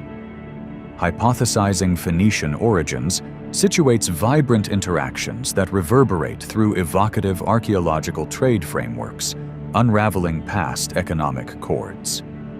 These commercial speculations elucidate economic, cultural, and societal realms, interconnected formation across shared contemporary voyages. Hypothetical narratives reconcile humanity's historical central capacities within broader themes of global interconnectivity entwined in evocative dialogues. In contemplation of the Paraiba inscription's mysterious legacy dwells a shared experience, resonating within curiosity's embrace of historical uncertainties. Aligning the narrative into historical frames dialogues, resiliently pursuing answers across curiosities, transcending static definitions. Scholarly inquiry intertwines resistances across intrinsic perceptions, translating through the horizon of metamorphetic exigencies. Within transformational inquiry, the Paraiba inscription remains forever enigmatic, defying silence amidst the evocative persuasion of history itself. In the heart of a rugged landscape, where the ancient Red Road once unfurled through the Kermanshah province's limestone cliffs, lies the enigmatic Behistun inscription. Carved into the very bones of the earth in the 6th century BCE, during the reign of Persia's king Darius the Great, this multilingual marvel whispers tales from an age when empires churned and civilizations intertwined. Anointed with scripts in Old Persian, Elamite, and Babylonian, it serves as a cryptic tapestry, each stroke an echo between the granite and the winds. Travelers of the 19th century, wandering through the shadows of the Zagros Mountains, reawakened this monumental voice, long dormant beneath the gaze of a sun that had watched empires rise and crumble like sandcastles. The Behistun inscription, stretching across breathtaking dimensions, bears witness to powers sought and places claimed, a grand mural in stone that proclaims victories, divine mandates, and histories spun from the loom of time itself. As though guided by celestial hands, Darius commissioned this trilingual testament to legitimize his dominion, weaving his lineage into the very fabric of the heavens and the earth. He invoked ancestral sagas and cosmic narratives, a cosmic duel upon high carved in cuneiform that transcended time itself, offering a linguistic key to the ancient voices of civilization. It remains a cipher, crafted in stone, for unlocking the primal echoes of humanity's primordial languages, its carving an intricate etching of dreams and decrees from the gods' own courier's quills. The translation of the Behistun inscription, spurred by Sir Henry Rawlinson's brave heart and relentless mind, marked a dawn where cuneiform revealed itself to mortal eyes like a long-lost tongue reborn. This British officer, caught between empires in the mid-19th century, rose to decipher glyphs that had lingered unseen, buried until the intrepid found what was never truly lost. In Rawlinson's hands, thousands of forgotten tablets found voice, their tales emerging from the annals of the Mesopotamian cradle of civilization. The marriage of these three scripts upon the Behistun inscription became more than language. It traversed a revelatory path beyond comprehension, like a bridge woven of words illuminating ancient ways. In the same breath, it foreshadowed the Rosetta Stone's pivotal revelations of Egyptian mysteries, providing a triangulation method with its parallel tongues.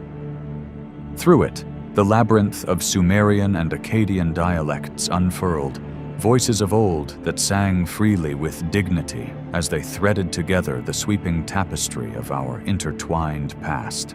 Darius looms in history as a sage and a warrior, rising in 522 BCE to knit many tribes and nations into the Persian Empire's enduring mosaic. His spirit breathes through the limestone canvases recounting his supremacy, conquests and philosophies carved with poetic strategy and just rulership, an interconnected kingdom that honored its rebels while it nurtured a repertoire of justice. Darius's kingship was immortalized with every chisel mark.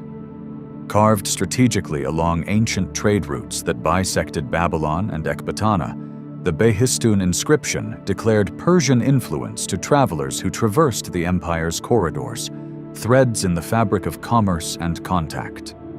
Geography, in its sovereign capacity, dictated the very pulse of power, and the sculptured stone served as a testament to the empire's sprawling reach, murmuring sovereignty's might, casting tales of omnipotence upon all who gazed.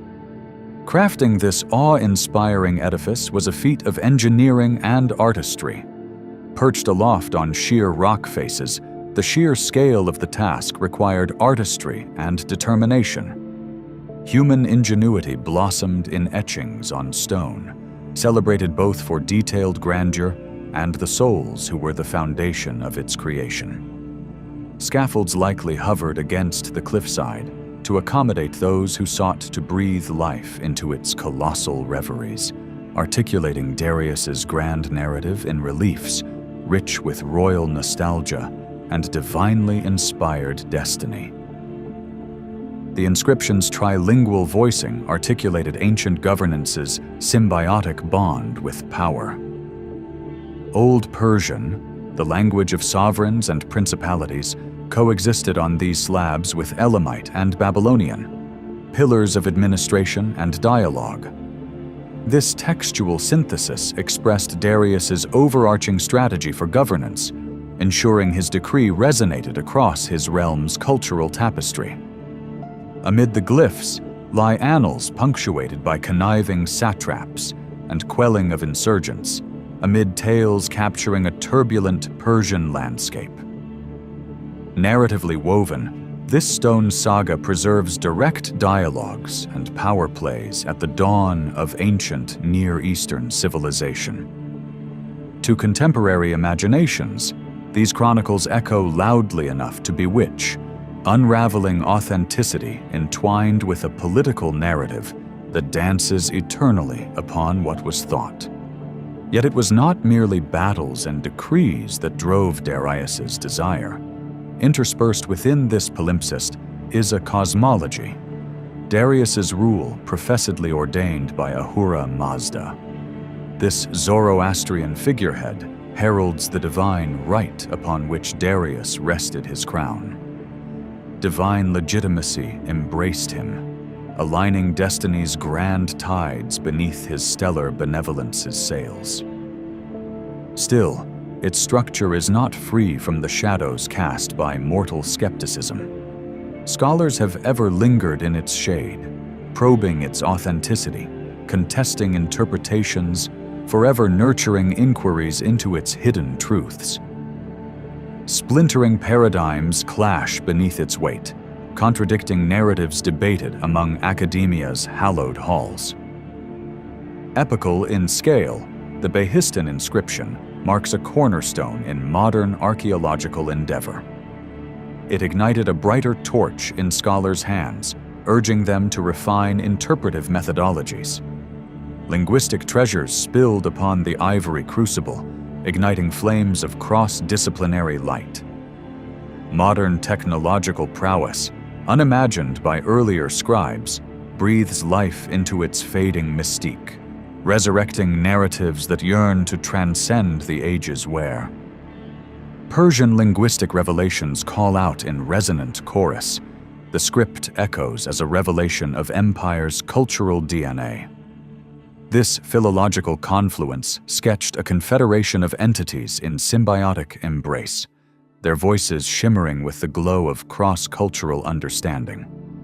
In these shared phonetics, humanity's capacity for empathy burgeons, portraying a mosaic of humanity stitched together by exchange, luxuriant tales of coalescing cultures. As epigraphy wove time's tapestry, it also lent shape to borders of erudition, etching verses into the ancient parchment of reinterpretation. Contemplative labyrinths rose, scripted speculations oscillating between triumph and obscurity. Such debates plunge deep into allegories of forgotten pasts, woven not only of triumphant script, but of ecumenical testimonies spanning epochs.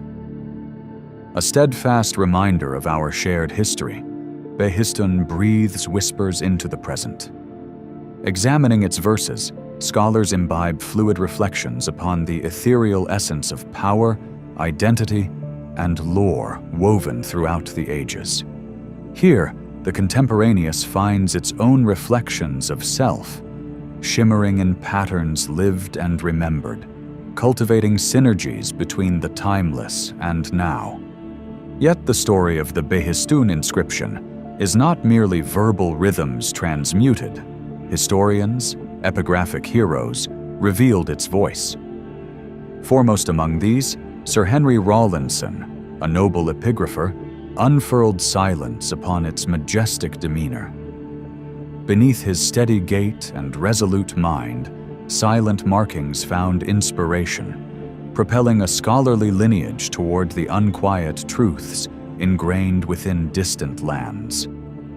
Through this narrative, symbolism and semiotics illuminate the stone canvas, articulating grand political and social realities ensconced beyond civil speech.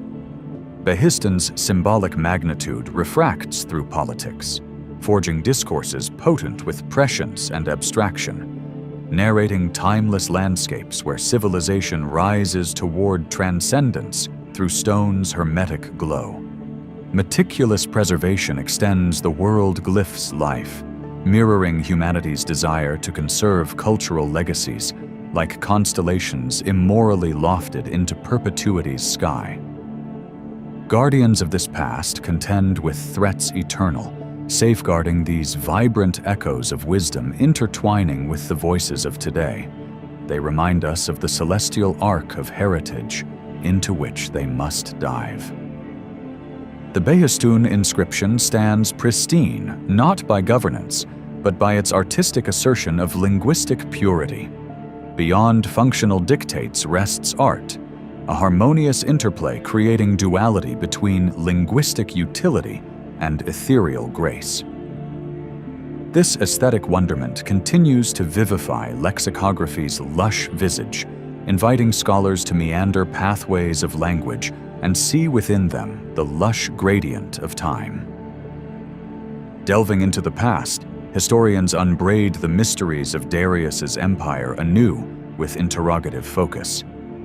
Engaging cross-cultural discourses and governance structure, they focus fresh light upon forgotten texts, igniting flavors of convivial synthesis amid contrasts that often momentarily flare and flicker.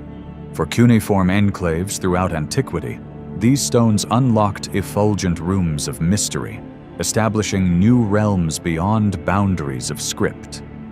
It sparked wonders that flowed like ink through clay-veined tablets, transmuted fragments of lore from the source of civilization itself. The pathways unearthed by Behistun endure, traversing distances charted long ago, but invigorated anew by discovery's eternal torch. Comparatively, Behistun whispers among giants, standing with revered epigraphs worldwide, marrying narratives through common tongues and symbols, illuminating diversity's brilliance within all hidden meaning. A shared dialect emerges, long engaging cultural chromatics to illuminate history's depths through time's sensual currents. The inscribed hieroglyphic draws wanderers in its wake, teasing out scholarly inquiry from the layered stone. This intellectual allure reserves its mysteries for seekers, drawing curious minds into uncurtained corridors wherein history's deep anguish slumbers. In the presence of this monument, spectators are drawn to translate time itself, crossing habitations of minds long gone, yearning to glimpse revelatory symmetries. Cradled within these stones lie the potentialities of modernity. As storytellers remake ancient tales anew, novel mediums transpose forgotten inscriptions into today's eclectic kaleidoscope. Documentaries, novels, and audiovisual splendors stir wonders long resting, journeying through ethereal tapestry from simple observation into intricate spins of art. Archaeological contexts engulf the living canvas, evidence of coexisting stories traced across Persia's arms, unfolding through its celestial text. Modern archaeology unifies these etchings with material culture, establishing thought-laden networks, directing scholars toward domains where cultural exchanges wrote history's spectrum. Transcendent in application, the Behistun inscription lies packaged with ageless edification, contrasting likenesses against a present entwined by ever-evolving dialogue. It shines eternal, as human connections wind circular routes between memories unwritten. Here, Darius's messages reconcile with today's quandaries, inspiring convergence and exchange amid stark societal spaces. In Beeman's and rigors faced through civilization's gaze, we sense profound simplicity within Behistun's enigmas, where thoughts and words dissolve into open dreams. The enduring epitaph spun through hours endures, drifting away echoes into mystic whispers that predominate along the ark's looming heavens. Forces unseen craft who we might be and will continue to strive by night and under sun.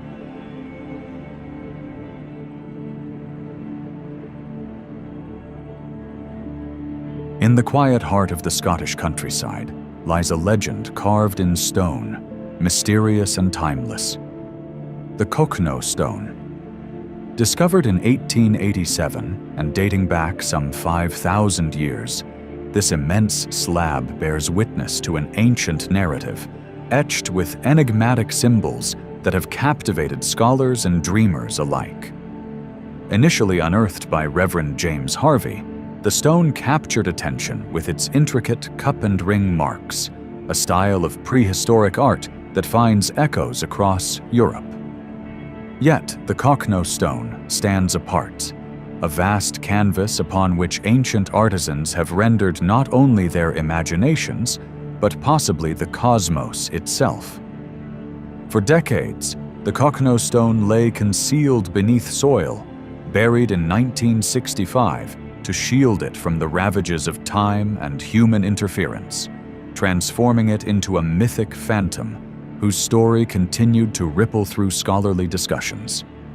Its coverings were removed in 2016, unveiling once more its bewitching face to a modern world armed with technology unimaged by its Neolithic creators. Here, under clear skies, amidst whispers of ancient winds, metaphysicians, historians, and astronomers gather to ponder its secrets. Is this merely art, or a profound understanding of celestial mechanics? As eyes trace the swirling cup and ring marks, the symbols ignite the imagination. These marks represent a mystery suspended between realms, a language lost to time, yet echoing with silent significance. Could they map the stars, trace boundaries of forgotten lands, or serve as meditative icons for arcane rituals?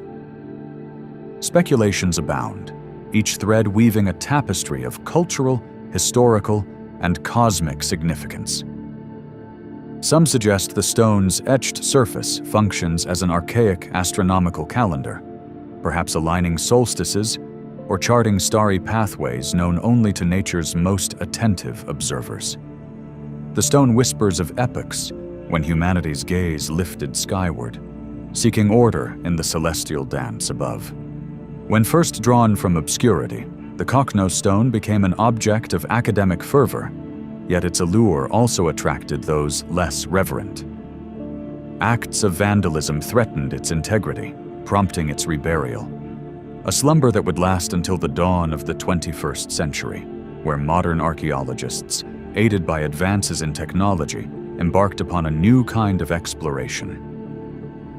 Gone are the days of manual sketches and notes limited by the eye's precision. Now, photogrammetry, drones, and 3D scanning capture its essence, preserving its artistry for generations scattered across time and space. These digital revelations allow the stone to speak anew, inviting interpretations that traverse disciplines and cultures. It may yet prove to be an astronomical map, a testament to humanity's age-old affinity for the stars, encoded in stone, waiting to be unraveled. Such readings propose its creators not only admired the heavens, but perhaps understood them with a complexity that bridges ancient whispers to modern scientific inquiry.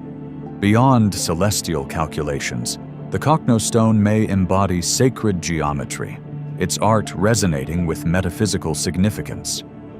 Here, spirals and circles transcend mere decoration, becoming expressions of unity, harmony, and cosmic order. Those who etched it might have encoded their spiritual beliefs in these forms, transforming stone into a mirror of the universe, an embodiment of the axiom, "as above, so below," echoing the symmetries of nature and the spirit of the cosmos. Within this framework, thoughts turn to the communities who revered this sacred site. By comparing it to artifacts of similar age across Europe, scholars endeavor to weave together shared narratives of prehistoric societies. These carvings depict not only artistic endeavor, but are also windows into cultural exchanges, suggesting that the ideas reflected in the Kokno stone were not created in isolation, but are part of a broader web of ancient human connection. In 2016, as the soil was peeled back, fresh eyes met old stories, now intertwined with the narratives of reviving scholarship. Novel technological advancements allow researchers to peer through time, uncovering layers worn away by centuries of rain and wind. Laser scans and radar reveal subtleties once imperceptible, breathing life into a conversation that transcends epochs. This paradigm shift not only preserves the stone's intricate designs, but enables an ever-deepening analysis that invites global participation and interdisciplinary collaboration. To the people of today, the Kokno stone remains more than an academic curiosity. It is a cultural touchstone. Local communities carry its story in oral traditions, weaving folklore with history. These narratives add vibrancy to our understanding, emphasizing the importance of diverse voices in the chorus of scholarly discourse. By engaging with these tales, researchers deepen the narrative tapestry, highlighting the bond between past and present, lineage and legacy. Some contemplate the stone's potential role as a ritual platform, its carvings a backdrop for human ceremony. Could this expanse have been a gathering place where ancient rituals unfolded under moonlit skies, celebrating cycles of fertility or marking celestial events? These questions invite us to imagine a time when communities gathered in shared spirit, finding meaning amid the circles and swirls tracing the stone's surface. The stone may articulate a symbolic language yet to be deciphered, a mode of communication ancient and profound. Here, meaning transcends the aesthetic, suggesting philosophical narratives, perhaps stories of origins or cosmic order, preserved not in script, but in lines and depressions etched by skilled hands. Such carvings remind us that long before ink and paper claimed literacy, ideas could, and did, find form in enduring stone. As night falls upon the landscape, one wonders if the Kokno stone captures more than earthly concerns, reflecting the heavens it lay beneath, night after night. Some have speculated that its arrangements mirror celestial events, serving perhaps as a cosmic dial, its markings tracing the cycle of stars across the velvet dome above. This perspective lifts the Kokno stone from the dirt of its creation to the skies, connecting human cognition with celestial cycles, suggesting a unity between Earth and cosmos that reverberates across the ages. The stone's artistry may reflect earthly patterns as much as celestial rhythms, natural phenomena mirrored in man-made form. Rivers tracing the landscape, the annual dance of seasons, the fauna and flora living in rhythm with the land, all may find embodiment in these carvings. In recognizing this, we see the stone as an artifact of ecological consciousness, a recognition of nature's intricate symphony, recorded in resilient rock. As one contemplates these layers of interpretation, the boundary between myth and reality blurs, encouraging an appreciation of both the empirical and the imaginative facets of scholarly discourse. Here, amid the tangible curves of stone and the stories that animate them, lie endless nuances, inviting exploration beyond binary definitions of truth and legend. Such openness permits a holistic embrace of knowledge, where myth enriches understanding and becomes part of humanity's shared pursuit of wisdom. This strange artifact, bearing the marks of time's passage upon its ancient face, invites us on a journey through time, guiding us across historical layers that reflect human creativity and innovation. Each symbol and swirl, inscribed over generations, tells of an evolving conversation between humanity and its place in the world. Just as the builders adorned this stone with their visions, so do we, interpreting, reinterpreting, ever refining our understanding. Amidst its varied interpretations, some propose that these engravings serve as ancient cartography, expressing spatial understanding and geographic knowledge. Perhaps this is an ancestral map, terrestrial or cosmic, that reveals a people's intimate familiarity with their world, an artist's rendition of observed realities and unspoken dreams, immortalized in stone. In modern times, seekers drawn to the Kokno stone find new reflections in its ancient carvings, heirs to a spiritual and symbolic dialogue stretching across millennia. Today, meditative interactions with these stones forge connections between old and new, allowing the stone's resonance to reverberate within the seeker's soul, extending its legacy into dimensions unknown to its creators. Yet this piece of antiquity also demands careful stewardship, requiring thoughtful approaches to its exposure and preservation. In a world increasingly aware of environmental interdependence, we recognize the stone not just as heritage to cherish, but as an interconnected entity with its natural context, deserving of holistic protection and ethical considerations. In sharing its mysteries, the Kokno stone invites public curiosity and educational engagement, sparking conversations that transcend academia. A shared human heritage, this wondrous slab becomes a vibrant chapter in a broader story, one of collaboration, inquiry, and understanding that bridges time's divide, connecting past to future in an ever-unfolding narrative. What futures await this ancient monument?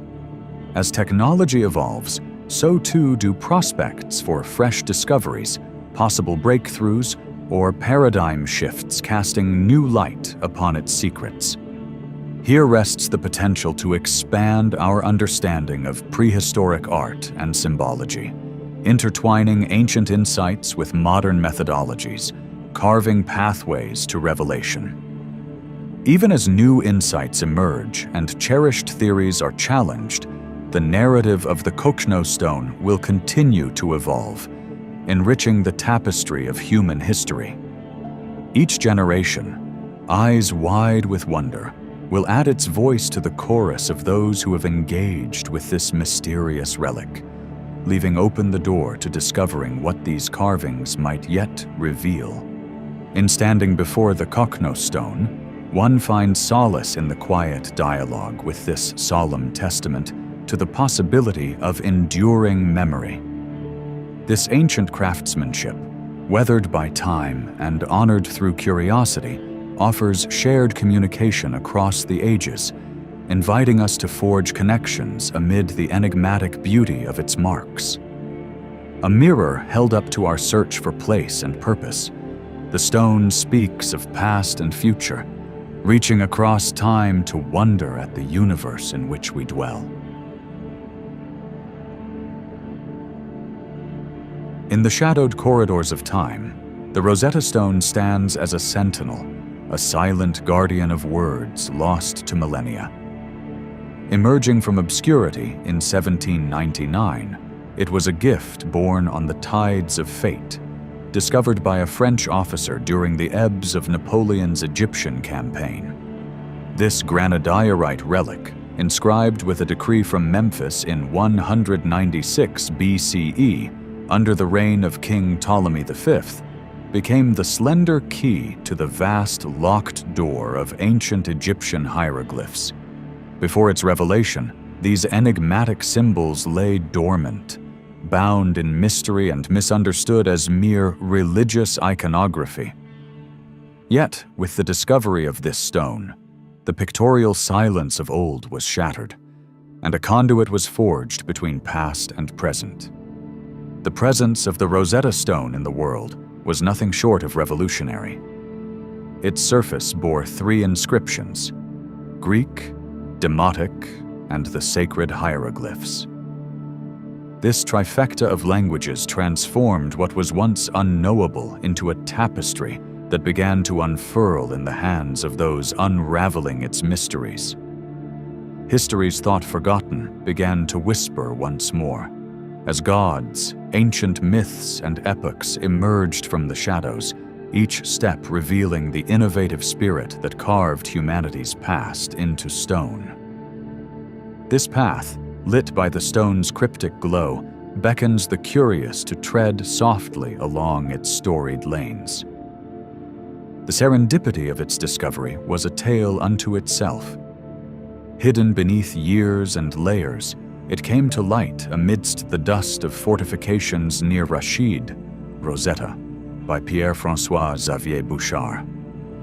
Embedded within ancient walls, this artifact, at first unassuming, soon revealed its extraordinary nature. Transiting between the hands of great powers, from French guardianship to resting in the British Museum, it became a coveted treasure that ignited dreams of Egypt's rich narrative reborn. The true challenge lay in deciphering its contents. Scholars of the time approached with fervor and zeal, eyes glistening with the promise of ancient knowledge untapped.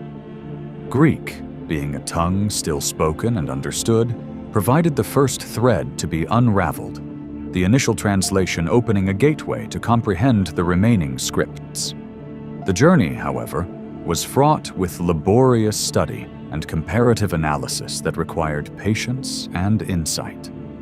It was Jean-François Champollion, the French linguist driven by an all-consuming passion for ancient languages, who finally burst through the barriers of time. As a scholar capable of seeing beyond the mere symbols, his understanding of Coptic, a distant descendant of ancient Egyptian, allowed him to perceive the hieroglyphs as a combination of phonetic and symbolic elements. His relentless study bore fruit, transforming silent symbols into a living language.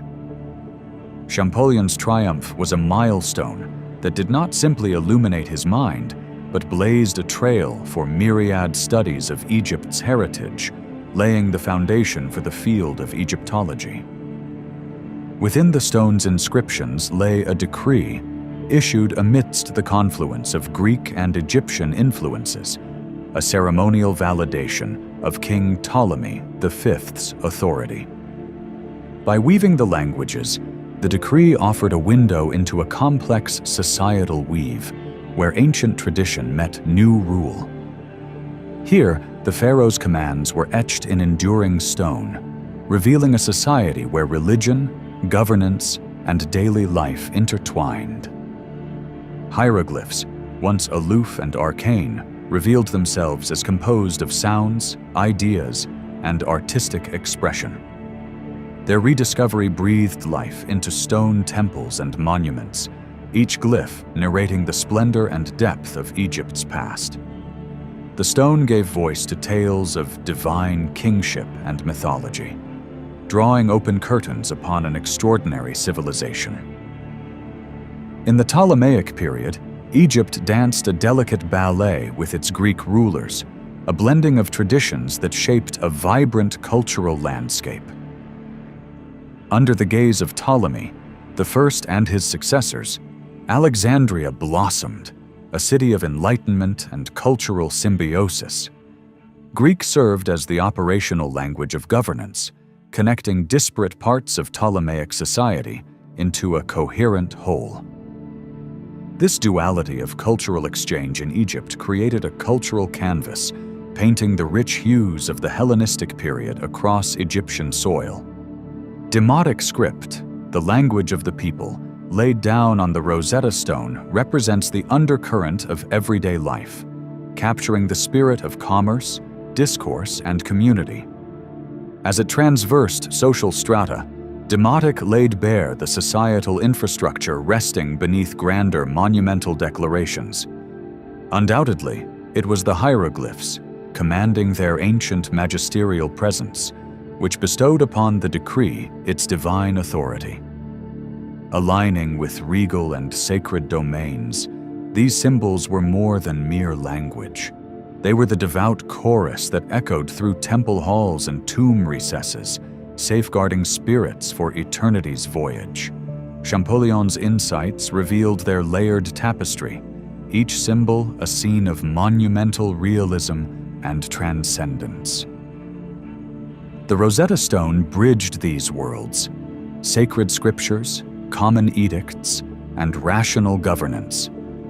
It remained a witness to the ages, an enshrinement of culture, be it inscribed in stone, written in papyrus, or spoken on the tongues of wisdom seekers. Its legacy now sits within the British Museum, amid the whispering past and illuminating present, where it kindles the flames of academic curiosity and cultural appreciation. Across time, the Rosetta Stone has educated generations, its influence imbuing academia with the passion for unraveling life's historical enigma. It became the cornerstone for learning, inspiring texts, studies, and digital encounters that reach across fences of time and space. Yet, along with its tales of understanding, the Rosetta Stone also incites contemplation on historical possession and repatriation. As debates swell about rightful ownership, the stone itself testifies to shared human legacy, urging reflection on how culture crafts its narrative and how communities strive to acknowledge, respect, and celebrate their patrimony in harmony. Modern technological advances, environments where AI breathes new life into ancient scripts, echo the interconnected quests pioneered by the Rosetta Stone. These tools, suffused with the spirit of their predecessors' curiosity, navigate complex symbols, amplifying understanding and enriching the narratives once bound to the stone. From decoding phonetic whispers to mapping syntactical symphonies, technology today extends the continuum of decoded human experience.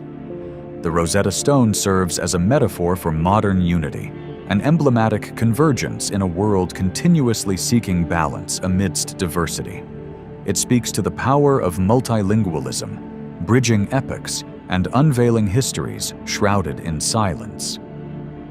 Through its inscriptions, we see the paths of intercultural dialogue, a testament to translation's ability to weave together narratives into coherent symphony. As generations before us have done, we look at the Rosetta Stone not just for its data, but for its enduring message of connection. We take heed from its lingering echoes, the trials of interpretation that shaped its history, the ornate languages it bore, and the harmonious melodies it coaxes from a world that must forever stand united in its quest for understanding. It is from this cornerstone of knowledge that we perceive our nature, bridging time, narrating tales, and beckoning us to listen closely to the echoes of history. Every symbol etched upon its face remains an invocation for the curious, a reminder of triumphs past, and a prompt that within every stone there lies a story yet unraveled.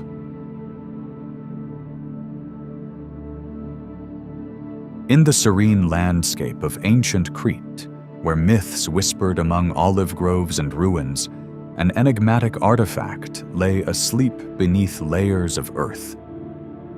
The Phaistos disc, a mysterious clay object discovered at the regal ruins of Phaistos, is a testament to the intricate dance of human expression etched in spirals upon its surface.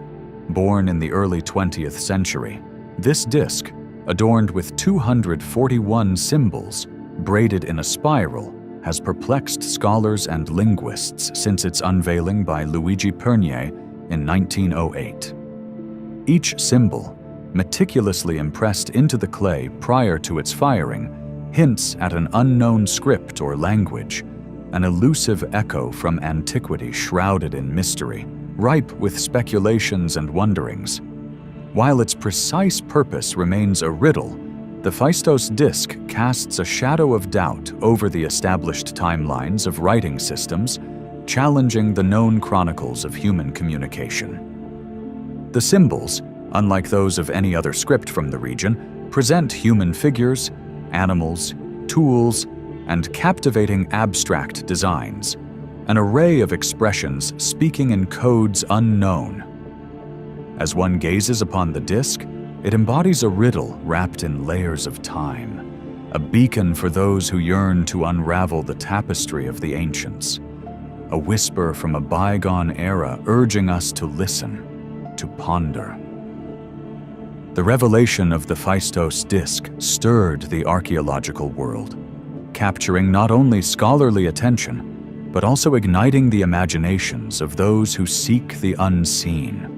Found within the hushed chambers of the Minoan palace, nestled among other relics of a gentile civilization, Pernier recognized its significance, a gemstone of discovery amidst the relics of time.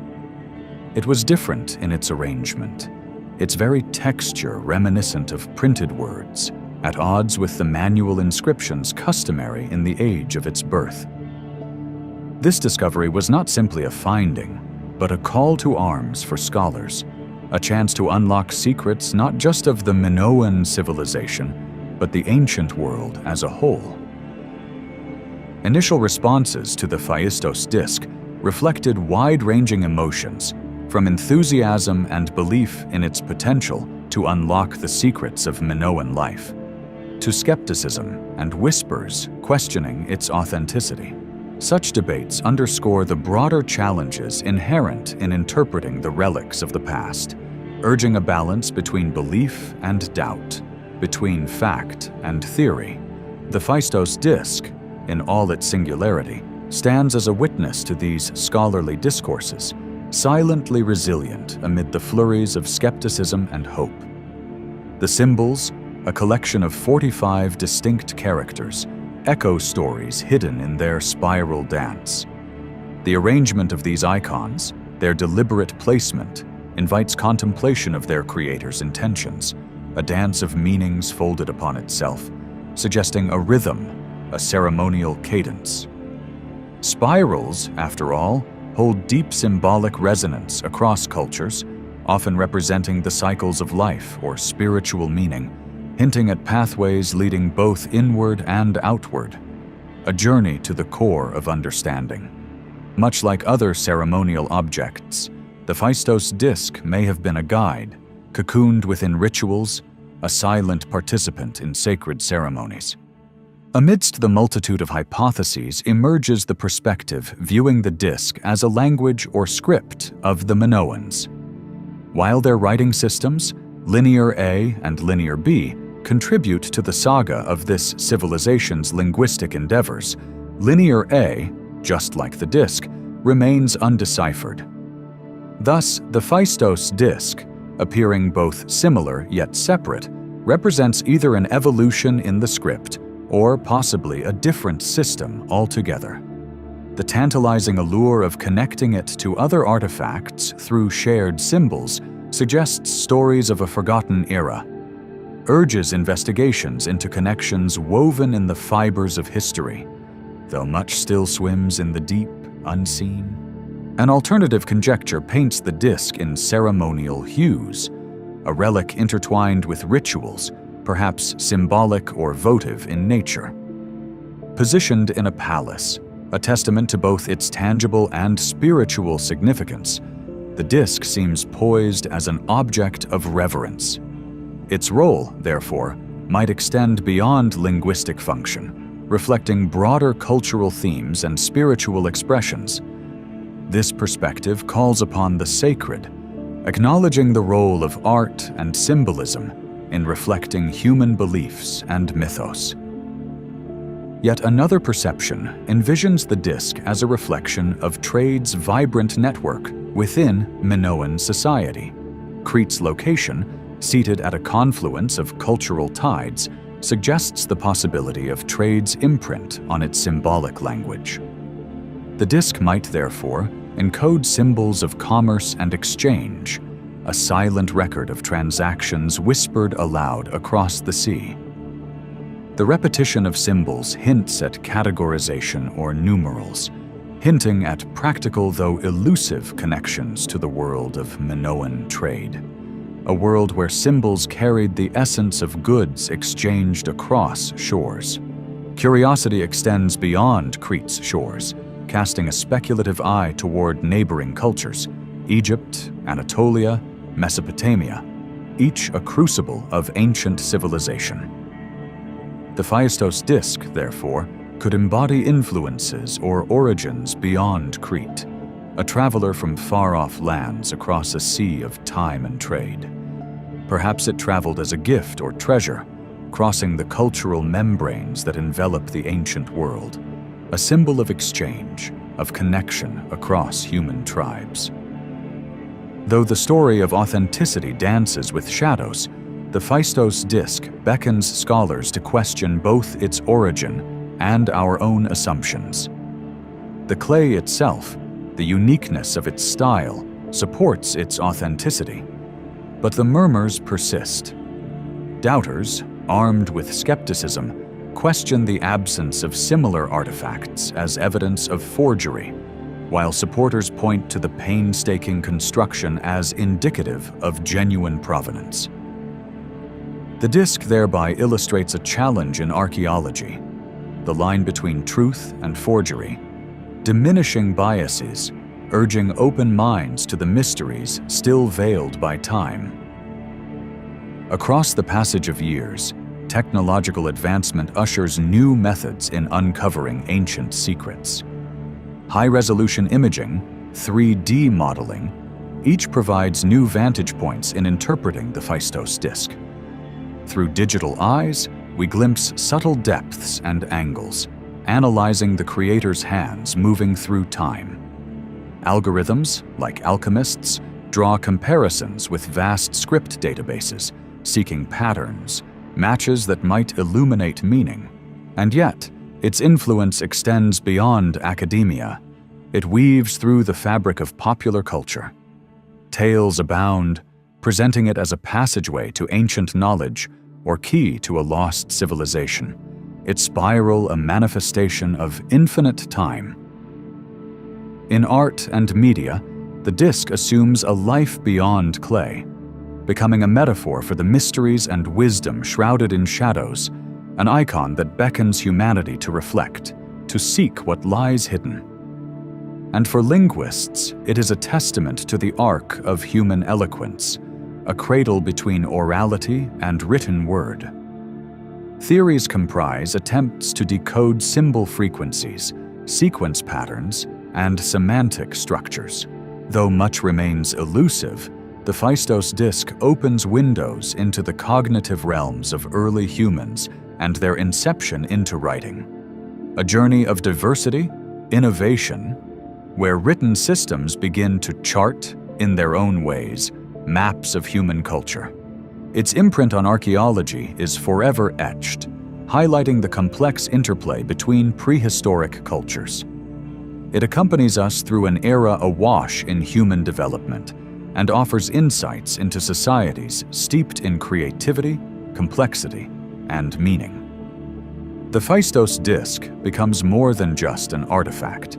It is a mirror reflecting the duality of historical paradigms and the many pathways civilizations walk upon in inscribing their stories, preserving their wisdom. Today, the Phaistos disc, beyond being merely a Minoan relic, stands as an emblem of human longing and aspiration, a beacon illuminating the shared journey of discovery. Its spiral holds the promise of understanding, drawing both scholar and seeker to its silent song, infusing every whisper of curiosity with a reminder of our human tapestry, a confection of lives knitted together through time's eternity.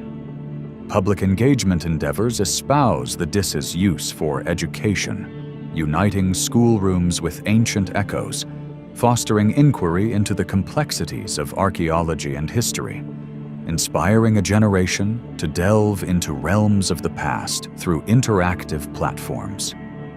Through virtual encounters, learners touch upon the symbols, tracing paths carved by ancient hands, shaping worlds within burgeoning minds. This artifact exemplifies the harmony of interdisciplinary collaboration, drawing from diverse academic pools, its allure transcending boundaries of study. It calls on archaeology, linguistics, anthropology, creating a chorus of shared understanding, blending insights into the harmonious exploration of our collective past and the myriad languages of human expression. And in future horizons, hope lingers on the edge of technology and method, promising potential breakthroughs unlocking more than clay-bound symbols. Scholars, emboldened, pursue anew, nurturing dreams and compiling knowledge, cherishing the belief that one day the Phaistos disc shall yield secrets, its spirals revealing stories of a distant sunlit age, illuminating the world anew. Such is the sacred journey of discovery, the weaving of human stories upon the tapestry of time. Each quest of understanding a step toward unveiling the grand mosaic of civilization. In the heart of France, amidst the serene beauty of the countryside, lies the small village of Glosel. Here, in 1924, a discovery was made that would weave itself into the very fabric of archaeological mystery. The Glosel tablets. This tale unfolds gently, like a whispered legend carried by the winds, revealing artifacts that spark curiosity and defy conventional narratives. It was a humble farmer named Emile Fredon, alongside his grandson, who stumbled upon a peculiar stone slab on their land. Beneath it, a mysterious pit lay concealed, containing an array of artifacts that seemed to speak in a forgotten language of symbols not native to the land. Each artifact, etched with strange signs, seemed to hint toward a lost chapter in human civilization. Were these the remnants of an obliterated culture, whispering from the depths of time? The Glozell site itself, cradled in central France's idyllic landscapes, became a canvas painted with the colors of allure and skepticism. Upon discovery, Freyden felt a profound connection to the site, a spiritual bond entwined with curiosity and the eternal pursuit of truth. A symphony of artifacts echoed tales of an ancient society, offering both promise and challenge to those willing to listen. Yet, alongside belief came whispers of doubt. The news of this discovery traveled far and wide, attracting both believers and skeptics, some voices hailing the tablets as a breakthrough in human history, others suspecting Freyden of orchestrating a complex deception. Such tension between credence and skepticism became a narrative of polarity, a dance between possibility and doubt. Glozell, however, continued to yield its secrets, each artifact a fragment of a larger tapestry. Beyond tablets, the site harbored clay statuettes, bone and stone tools, and peculiar ceramic vessels, each adorned with intriguing marks. The stones, adorned with cryptic symbols, seemed like pieces of a puzzle stretched across ages, suggesting a cultural lineage that might have flourished before fading into the mists of obscurity. The Glozell alphabet, as some would dub these symbols, sparked ongoing speculation. Were they the letters of an undiscovered language, a proto-writing system, or merely decorative flourishes? Comparisons with ancient scripts from afar, the Phoenicians, Etruscans, perhaps even early Greek, added layers of intrigue but no certainty. Despite decades of research, the enigma of these symbols retains its charm, as scholars postulate theories ranging from primitive communication to mere artistic expression. The challenge of assigning a timeline to the Glozell tablets remains a central theme. Dating attempts sprawl across centuries, from the Neolithic to the early Iron Age, a daunting task compounded by the absence of corroborative finds beyond Glozell. Thermoluminescence and stratigraphic analysis offer glimpses into their age, but fail to settle disputes definitively. The pendulum of time swings uncertainly, hinting at a civilization whose narrative oscillates between echoes of unity and the disparate voices of successive ages. From their discovery, the Glozell tablets became embroiled in furious academic contention. Salomon Reinach, a renowned archaeologist, championed Freyden's story, instilling credibility, while the French National Commission on Antiquities accused Freyden of perpetuating a hoax. This tug-of-war of beliefs, suspicions, and scholarly interpretations embroiled the narrative in both bitterness and resilience, reflecting the persisting duality of doubt and wonder. At its heart, the saga of the Glozell tablets is intertwined with Emil Freyden himself, at times seen as a witness to history, at others a cunning forger. Throughout his life, Freyden remained unwavering, defending the authenticity of his discovery against relentless scrutiny, embodying the narrative's essence and becoming, in many ways, as enigmatic as the tablets he unveiled. Not secluded within the annals of French history, the Glozell tablets form a bridge to the wider world of ancient scripts, drawing comparisons to the rongorongo of Easter Island and the Vincha symbols. These conversations cross cultural and geographic divides, urging a contemplation of shared lineages and unseen connections across distant civilizations. Within each enigmatic inscription lingers the question of a universal language, an unspoken link tying our pasts with threads of forgotten knowledge. In interpreting the Glozell symbols, scholars find themselves poised between art and language, pondering whether these characters served as rudimentary writing, decorative embellishments, or spiritual representations. Perhaps these markings represent a culture that encapsulated both word and symbol, an interwoven tapestry of communications that demanded an oral tradition or spiritual understanding to complete. The potential linguistic ties that might connect the glossal symbols with established writing systems beckon to scholars like an enticing, untrodden path. Could these esoteric marks whisper of affiliations with Etruscan or even Sumerian scripts? If so, what do these ties reveal about ancient connector currents of trade, migration, and intertwined destinies? In recent years, forensic advances have shed new light on these enduring puzzles.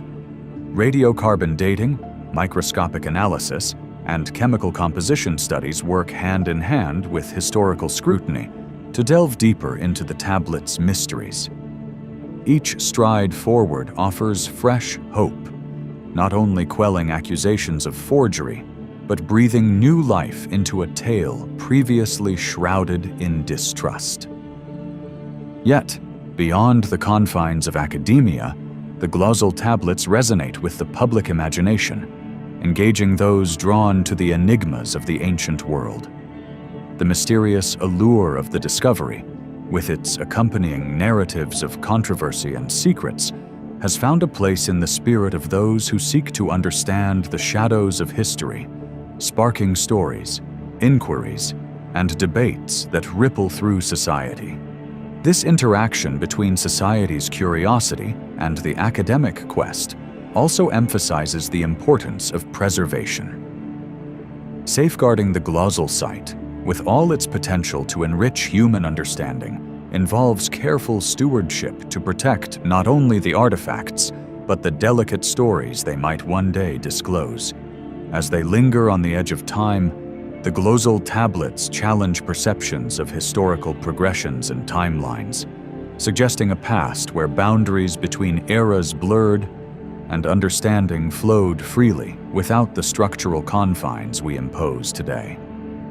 In doing so, they encourage a reevaluation of the ways we perceive cultural and chronological evolution. Thus, nestled within the fabric of their unresolved story, the glossal tablets continue their enigmatic dance, an invitation to historians, linguists, and dreamers alike to explore further, to connect the unseen dots of history, and to embrace both the known and unknown with a spirit of open-minded inquiry.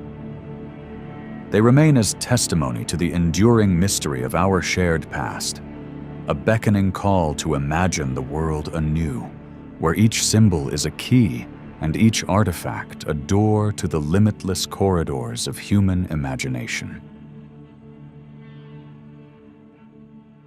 In the heart of Mexico, nestled near the serene flow of the Aquila River, lies a piece of stone that unveils the enigmas of ancient civilizations. The La Mahara Stela, discovered by a stroke of fate in 1986, stands as a resolute testament to the complexity and advancement of the Epi-Olmec civilization. Concealed beneath layers of earth and mud, its intricate carvings and enigmatic writings remained hidden from the world for centuries, but now whisper tales of times long past. As scholars began to unravel its mysteries, the stela presented not merely the chronicle of a society, but a window into a profound understanding of time and the cosmos. A glimpse of a civilization's calendar so advanced, it's reminiscent of a mythical time machine. The stela, with its detailed carvings, bridges the chasm between myth and history. It illuminates the early intellectual triumphs of Mesoamerican societies, revealing achievements that challenge modern assumptions about their understanding of time and the universe. Through its revelations, we are urged to reconsider the linear narratives of technological and intellectual progression. acknowledging the sophisticated tapestry of human knowledge that transcended ancient cultures. The accidental unearthing of this artifact introduced the world to a cultural medley, a testament to the richness of Epi-Olmec achievements and their enduring legacy. Much like the river it was found near, the La Mohara stela flows with a narrative potency that captivates historians and archaeologists alike. Its inscriptions, preserved with remarkable clarity, revealed not just an advanced calendrical system intertwined with cultural lore, but also a challenge to preconceived notions about the Mesoamerican timeline. The ancient Epi-Olmec civilization, standing as a historical bridge from the earlier Olmec culture, boasted of intellectual and spiritual profundity that had long escaped broader recognition. Here, within the stone's engravings, was evidence of a society whose written language and artistic expression symbolized a sophistication that rivaled its more extensively explored successors, the Maya and the Aztecs. In the realm where the Epi-Olmec thrived, from approximately 300 BCE to 250 CE, the La Mohara stela is a beacon of understanding, shedding light on a civilization that seamlessly wove together mythological narrative and historical documentation. Its glyphs, intricately carved, form one of the earliest known writing systems in Mesoamerica, featuring elements that were both ideographic and phonetic, painting rich pictures of a world where language transcended oral traditions. As researchers delved deeper into the glyphs, fragments of leadership tales emerged, recounting deeds and ceremonies, political and spiritual in equal measure.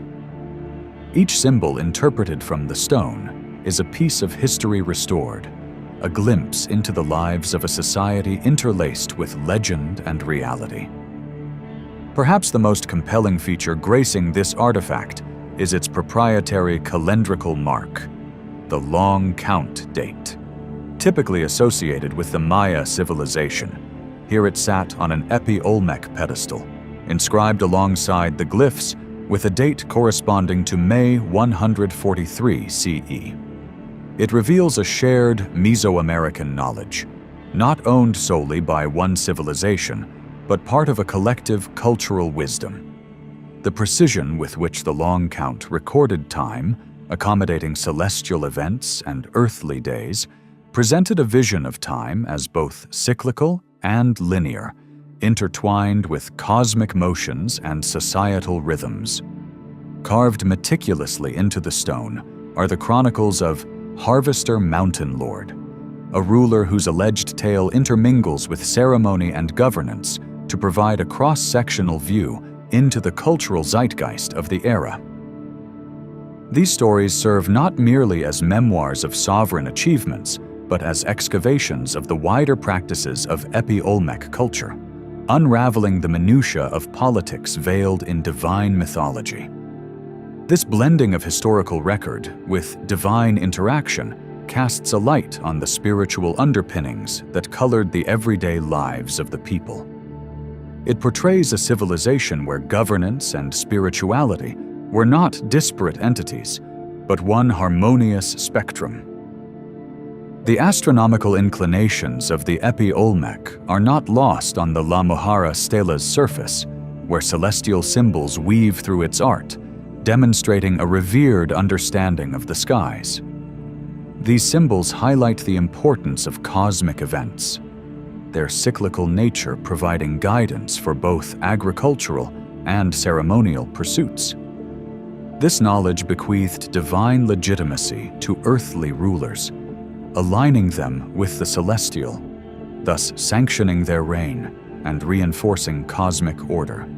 Amidst the stone's mythological and astronomical narratives are profound spiritual echoes that lift veils on the polytheistic beliefs cherished by the Epi-Olmec. The stela's depictions offer glimpses into a realm where deities personified the natural world and rulers acted as earthly conduits channeling divine will. Such spiritual tapestries reflect a society with an intricate belief system where myths, legends, and daily rituals overlapped, anchoring communities with a shared cosmic understanding. From the glyphs emerges the image of rulers not merely as political figures, but as vital spiritual icons. Their leadership was holistic, embodying the very fabric of the community as intermediaries of the divine. This portrayal on the La Mohara stela highlights the interdependence between governance and spirituality that shaped ancient Mesoamerican society. Rulers drew their power from harmonizing the human and supernatural, embodying a leadership tradition rooted in piety and wisdom. As observers of the La Mohara stela, we witness not only an isolated artifact, but the whisperings of cultural transmissions that stretch across Mesoamerica.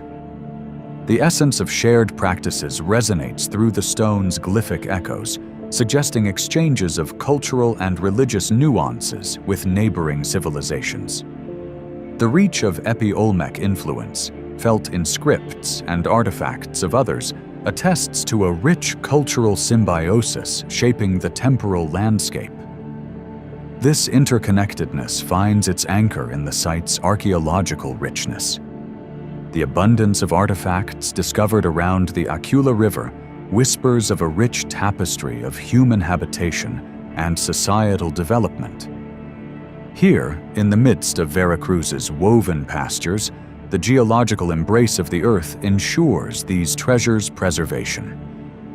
The integrity with which these relics were unearthed lends credence to the richness and historic significance of the region, underscoring its soul as a center of trade and culture in antiquity. To preserve the La Mohara stela in our present day requires both an appreciation of its robustness and a delicate touch of conservation. Ensuring the stela's continued survival through modern technologies such as 3D imaging and chemical analysis illustrates a harmonious blend of cutting-edge techniques meeting ancient legacy. This bond between technology and antiquity serves as a modern homage to its intellectual progenitors, validating the push beyond traditional research paradigms to unveil hidden truths within the ancient matrix. Its impact on the field of Mesoamerican studies is both profound and humbling. The La Mohara stela shatters the ideologies that once limited understanding, urging new explorations into the complex exchanges of cultural knowledge within pre-Columbian societies.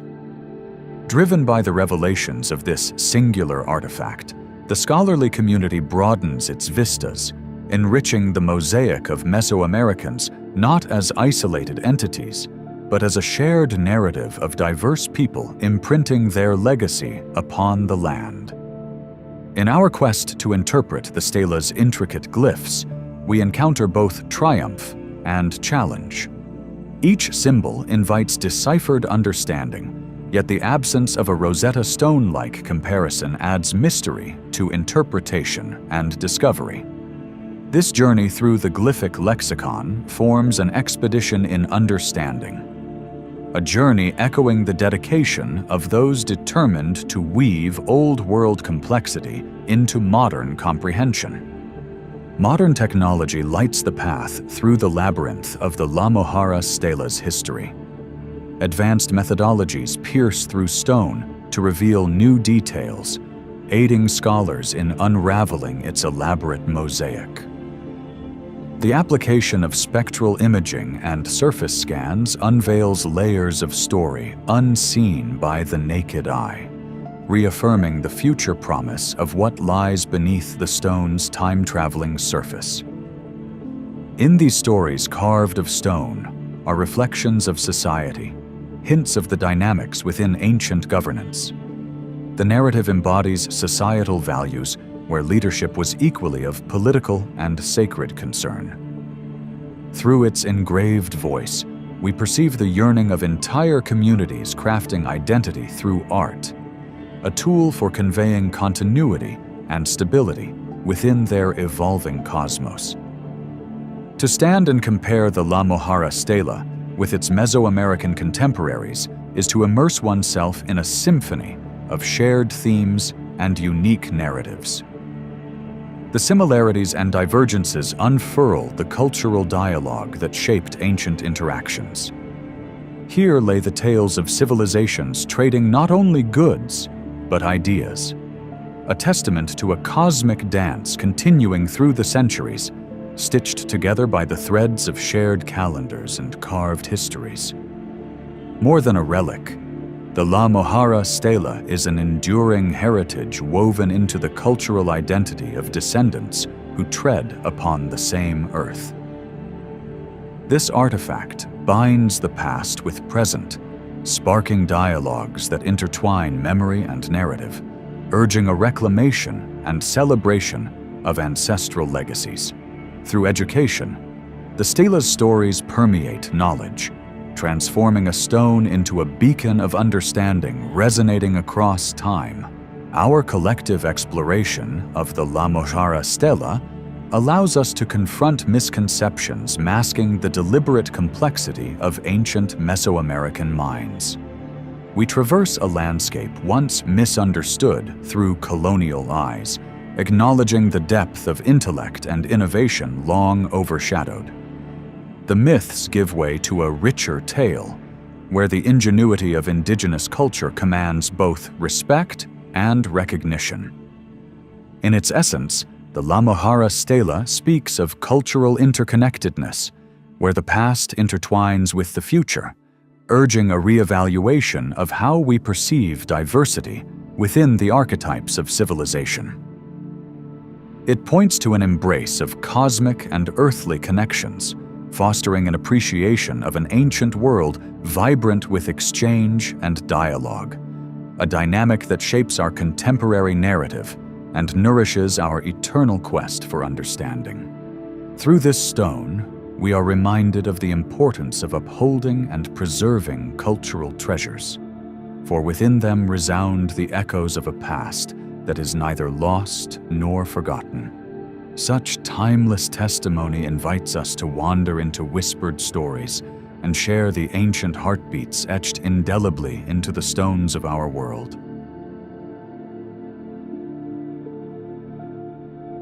In the tranquil recesses of the Ural Mountains lies a timeless mystery, the Shigir idol, a relic of prehistory that whispers tales of a world long vanished. Discovered in 1894 within the depths of a secluded peat bog, where time itself seems to pause, the idol emerged like an apparition from an ancient world, its wooden form remarkably preserved by the arcane alchemy of acidic and waterlogged earth. It was the hands of gold miners, delving beneath the earth's surface, who first revealed this enigma. Buried beneath layers of peat as though shielded by the earth's embrace for millennia.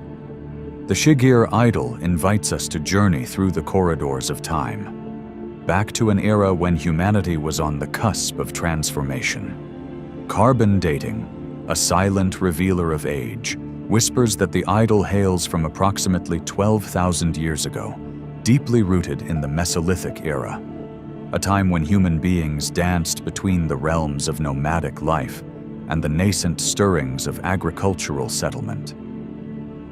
This artifact stands as an enigma, a deliberate marker set down during a time when the written word was yet a dream, and humans conveyed their narratives through the rich tapestry of symbols. Upon its towering form, now diminished to nearly 3 meters, intricate carvings speak in a language not composed of letters, but of shapes and figures. Geometric patterns, zigzag lines, and multifaceted faces grace the idol's wooden visage, echoing the complexity of a mind that sought to transcend the mere concrete and reach into the ethereal. These are more than mere decorative strokes. They are deliberate etchings carved into existence, possibly recounting stories, beliefs, and wisdom. Here, on this ancient timber, the ancients immortalized their spiritual wanderings and cosmic musings, challenging the narrative that profound symbolic expression belongs solely to later, more settled societies. One cannot gaze upon the Shugir idol without contemplating the spiritual and existential ponderings it was carved to convey. It is as if, within its form, the idol captures the fleeting essence of a time when humanity stood at the crossroads of survival and symbolic thought. Could these carvings tell tales of their creators' worlds, or express a silent prayer to spirits or unfathomable deities? Perhaps these symbols chart the cosmos, a celestial map that resonated with the mysteries of their existence. Here, in the heart of its intricate designs, lies a testament to early human cognition, a bridge connecting instinct with intellect, the tangible with the transcendent. The Mesolithic era, cradling the idol in its antiquity, often finds itself eclipsed by the transformative strides of the Neolithic. Yet this era, teetering on the brink of great change, heralded significant shifts in human thought and society. The artistry of the Shugir idol illuminates the belief systems ripe within nomadic hearts, laden with coexistence with nature. It whispers of social structures held together not by the permanence of buildings, but by the mists of spiritual and intellectual bonds, binding communities through shared mythos and purpose. Within the Shugir idol resides the reflection of a people attuned to the rhythms of the earth and sky, where symbols and rituals intertwined with life itself. Nature's voice, heard through the rustle of trees and the call of distant wildlife, may have found its echo in their art, a symbiotic dance of creation and creator. It hints at a vibrant faith in the unseen forces that sculpt the fabric of existence, attending to the rites that ensure harmony with the Earth's cycles. Preserved within the peat bog, like a phantom of the past, the Shugir idol opens windows into human belief and environmental symbiosis.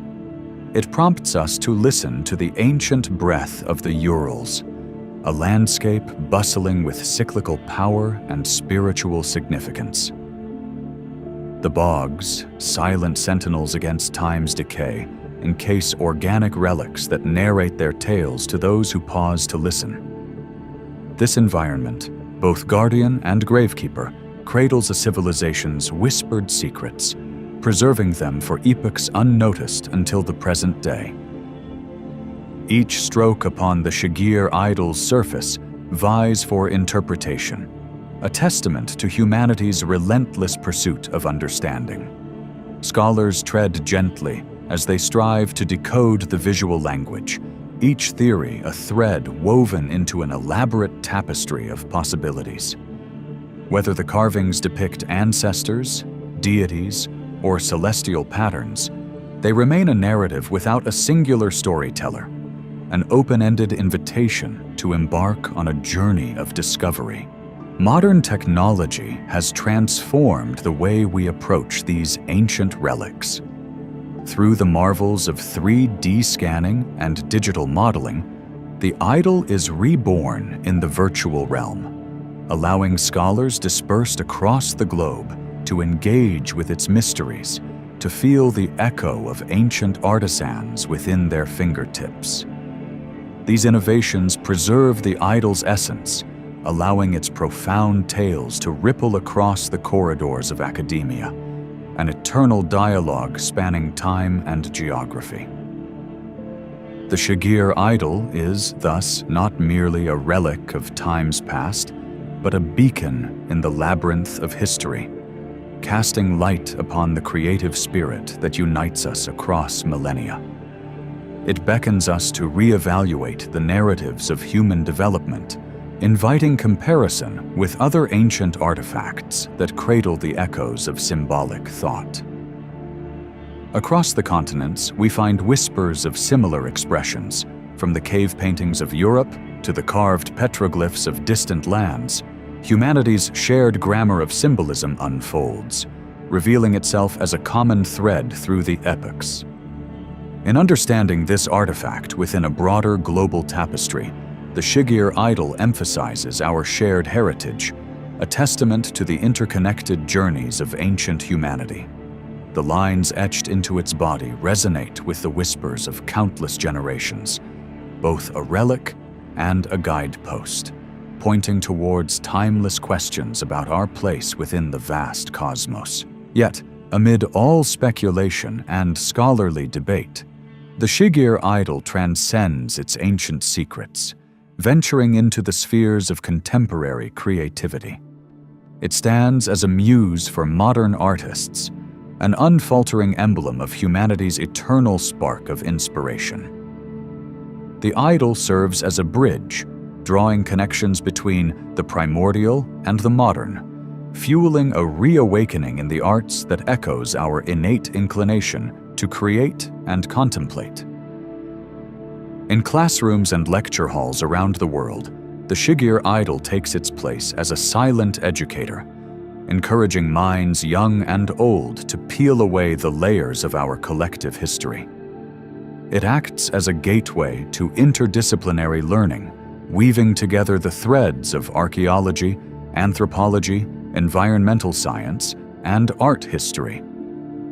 The narrative of the idol, entwined with its surroundings and creators, casts a luminous path for students to traverse, fostering a respect for the shared and diverse human saga that stretches back beyond recorded memory. In its silent dignity, the Shigir idol acts as a cultural diplomat, fostering global dialogues and cooperation. Through joint efforts and cross-disciplinary studies, it becomes not a possession of one nation, but a beacon of collective human heritage, urging us to recognize and protect our shared past with tenderness and reverence as stewards of a rich and multifaceted legacy. Thus, the Shigir idol signifies not just an ancient truth, but also our modern quest for understanding. It challenges our perceptions of history, inviting us to flex the boundaries of our knowledge and to remain open to the mysteries that the past holds. It inspires a questioning spirit within us, urging us to tread new paths, unseen and beckoning, within the realm of human history. This idol, embodying the unfathomable depth of human creativity, prompts us to celebrate art as a quintessential element of cultural identity. From its intricate carvings, we can trace the evolution of our symbolic expressions, noting the parallels between artistic innovation and cultural adaptation across the ages. It is through these ancient whispers that lessons for the present and future are uncovered. As advocates of cultural heritage preservation, we are reminded of the transformative power of modern technology, an agent that bridges the ancient and the contemporary.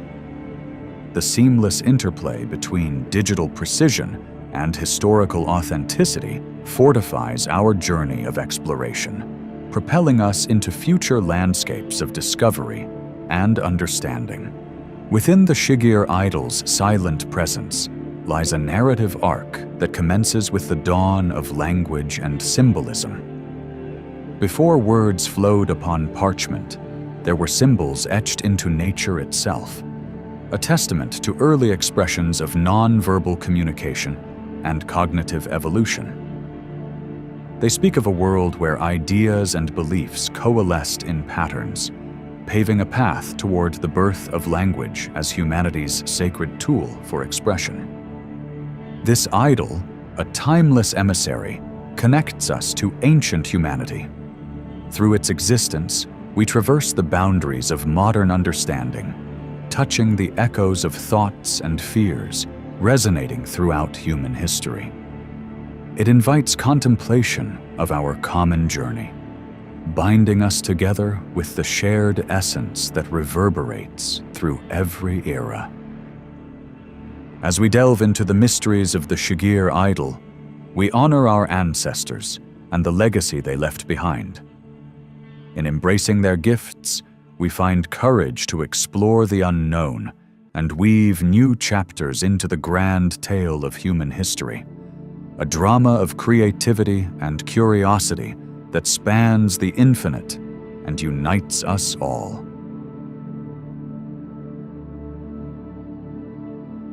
In the heart of Indonesia, enveloped by an aura of timeless mystery, lie the ancient Sulawesi caves. These sacred crevices, hidden amidst lush landscapes, harbor the whispers of our ancestors, silent testimonies painted with ochre and time. They hold within their rocky folds some of the most ancient art known to humanity. As we stand at the threshold of these grottos, we embark on a journey not just through space, but through the mist of 40,000 years past, inviting us into a world where the boundary between the material and the mystical blurs. It was in the mid-20th century that these caves first whispered their secrets to modern man. Yet, it was not until the resurgence of interest, aided by the probing lens of technology, that the revelations gained their deserved attention. Through the meticulous art of uranium series dating, these prehistoric illustrations unveiled themselves as core chapters in the tale of human creativity. With dates unfurling to at least 40,000 years ago, these artworks stand among the earliest examples of artistic expression, challenging the Eurocentric cradle of creativity and situating early human culture firmly within Asia. These caves, rather like a time capsule, cradle handprints and undulating figures, illustrations birthed from the interactions between primitive tools, earthy pigments, and the creative minds of early artists.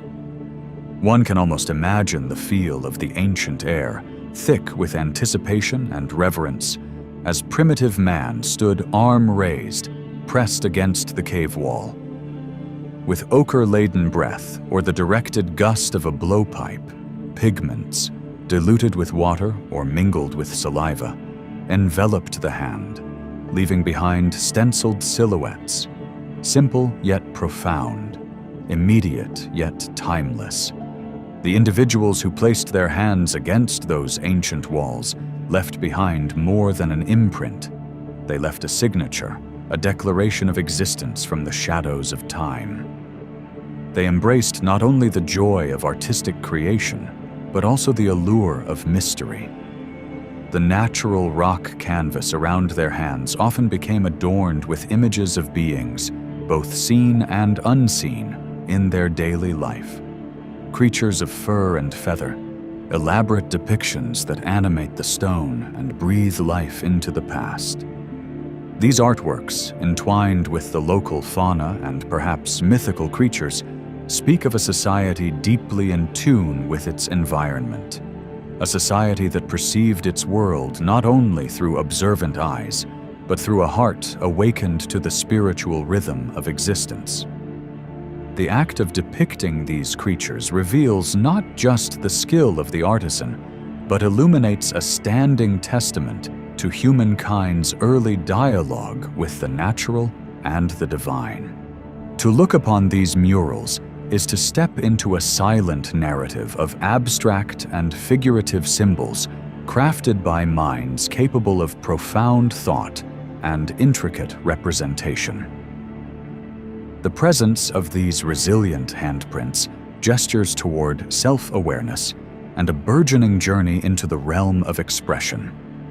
The same journey that mirrors our contemporary need to leave marks upon the world.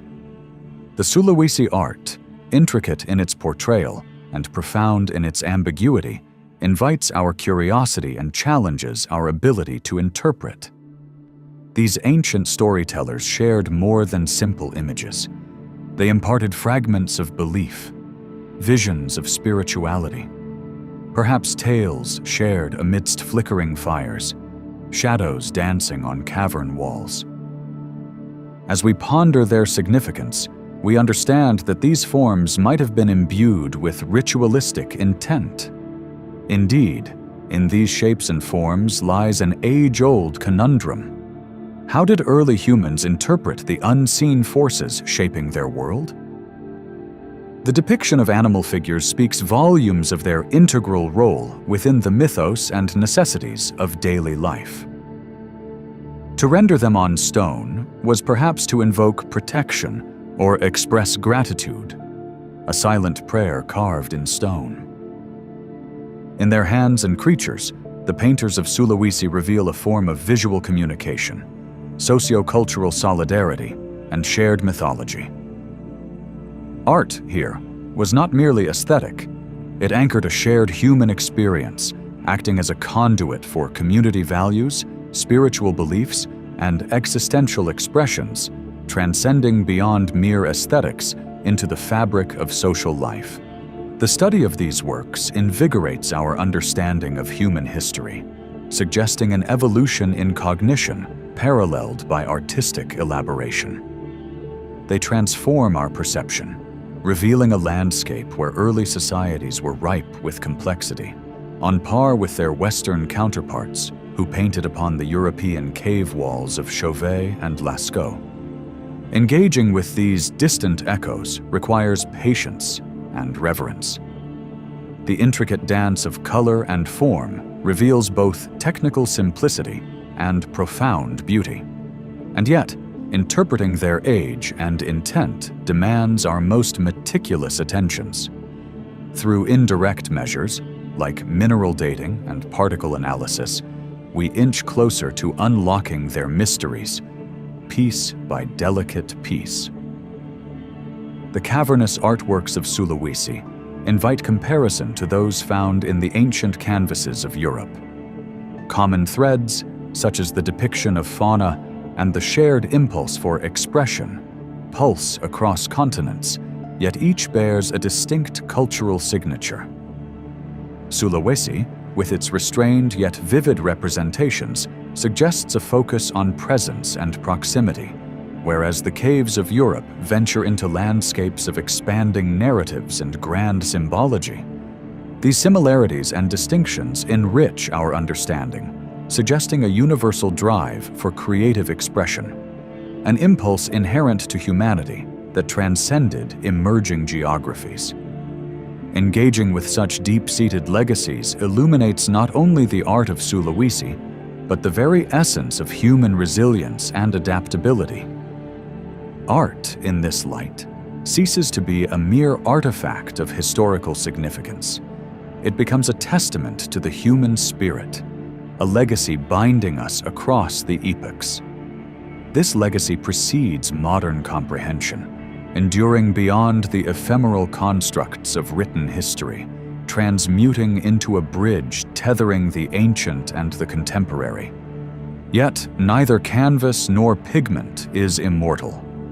The delicate balance of preservation must wrestle against threats both natural and man-made. From the invisible march of time to the immediate pressures of climate change, these artworks stand at a precipice, their existence fragile and imperiled.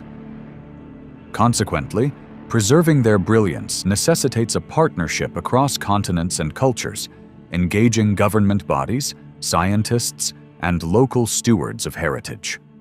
Such collaborations cultivate holistic preservation strategies, safeguarding these visual memories for the emerging consciousness of future generations. As we map the jeweled threads of connectivity across these narratives, we are reminded of the potent undercurrents that bridge early human dispersion across enigmatic landscapes. The Sulawesi caves bear witness to migratory whispers that carried, in their hushed melding with the winds, stories and insights that transcended their origins.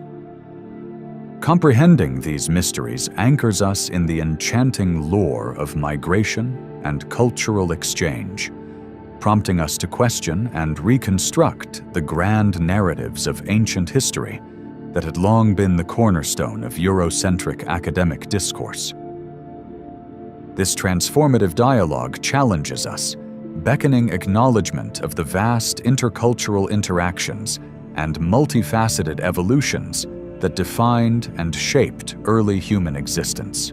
With marvel and reflection, we trace these historical currents through soul-stirring imagery, adrift in the delicate tides of a tapestry woven long before our tenure within this universe began. As the ancient past unravels, the scene shifts back to the present world, harmonious against the backdrop of a cosmic dance set with brooding anticipation of future discoveries. The Sulawesi artworks ignite our imaginations, drawing us further into historical discourse that seeks to understand the genesis of our cultural lineage. With art as the lingua franca of human creativity, these bone-deep expressions transcend borders, serving as timeless connections that summon empathy and understanding. In times both ancient and modern, these artistic creations spark curiosity and elicit admiration for the creators who dared capture the divine essence in finite form. In retrospect, we cultivate an enduring and profound respect for the intrinsic human desire to depart from the temporal familiar, embarking on dialogues that span both time and terrain. These revelations courageously transform not only the scholarly landscape, but permeate into educational pathways, inviting a gently sustained wonder in our hearts and minds. We find that true partnership lies in our reception of the past, its shared stewardship inseparably intertwined with those of Sulawesi's modern custodians. Respecting their cultural connection, engagement becomes not just scholarly, but a calling, inspiring all to meander gently upon the windswept passages of the uninterrupted grove of human experience. And so, with each step upon the worn terrain of these caves, we reflect upon our current place in history, seeking both integration and enlightenment. Enlivening these painted walls with the delicate breath of acknowledgement, this ancient art, carefully cloaked in shrouds of mystique, gifts us a timeless legacy, a luminous portal into our shared, profound heritage. It is here, shrouded amidst shadows, that we rediscover unity and embark upon an age-old exploration, a pilgrimage into the heart of humanity's creative journey, eternally echoed against the quiet resilience of rock and time.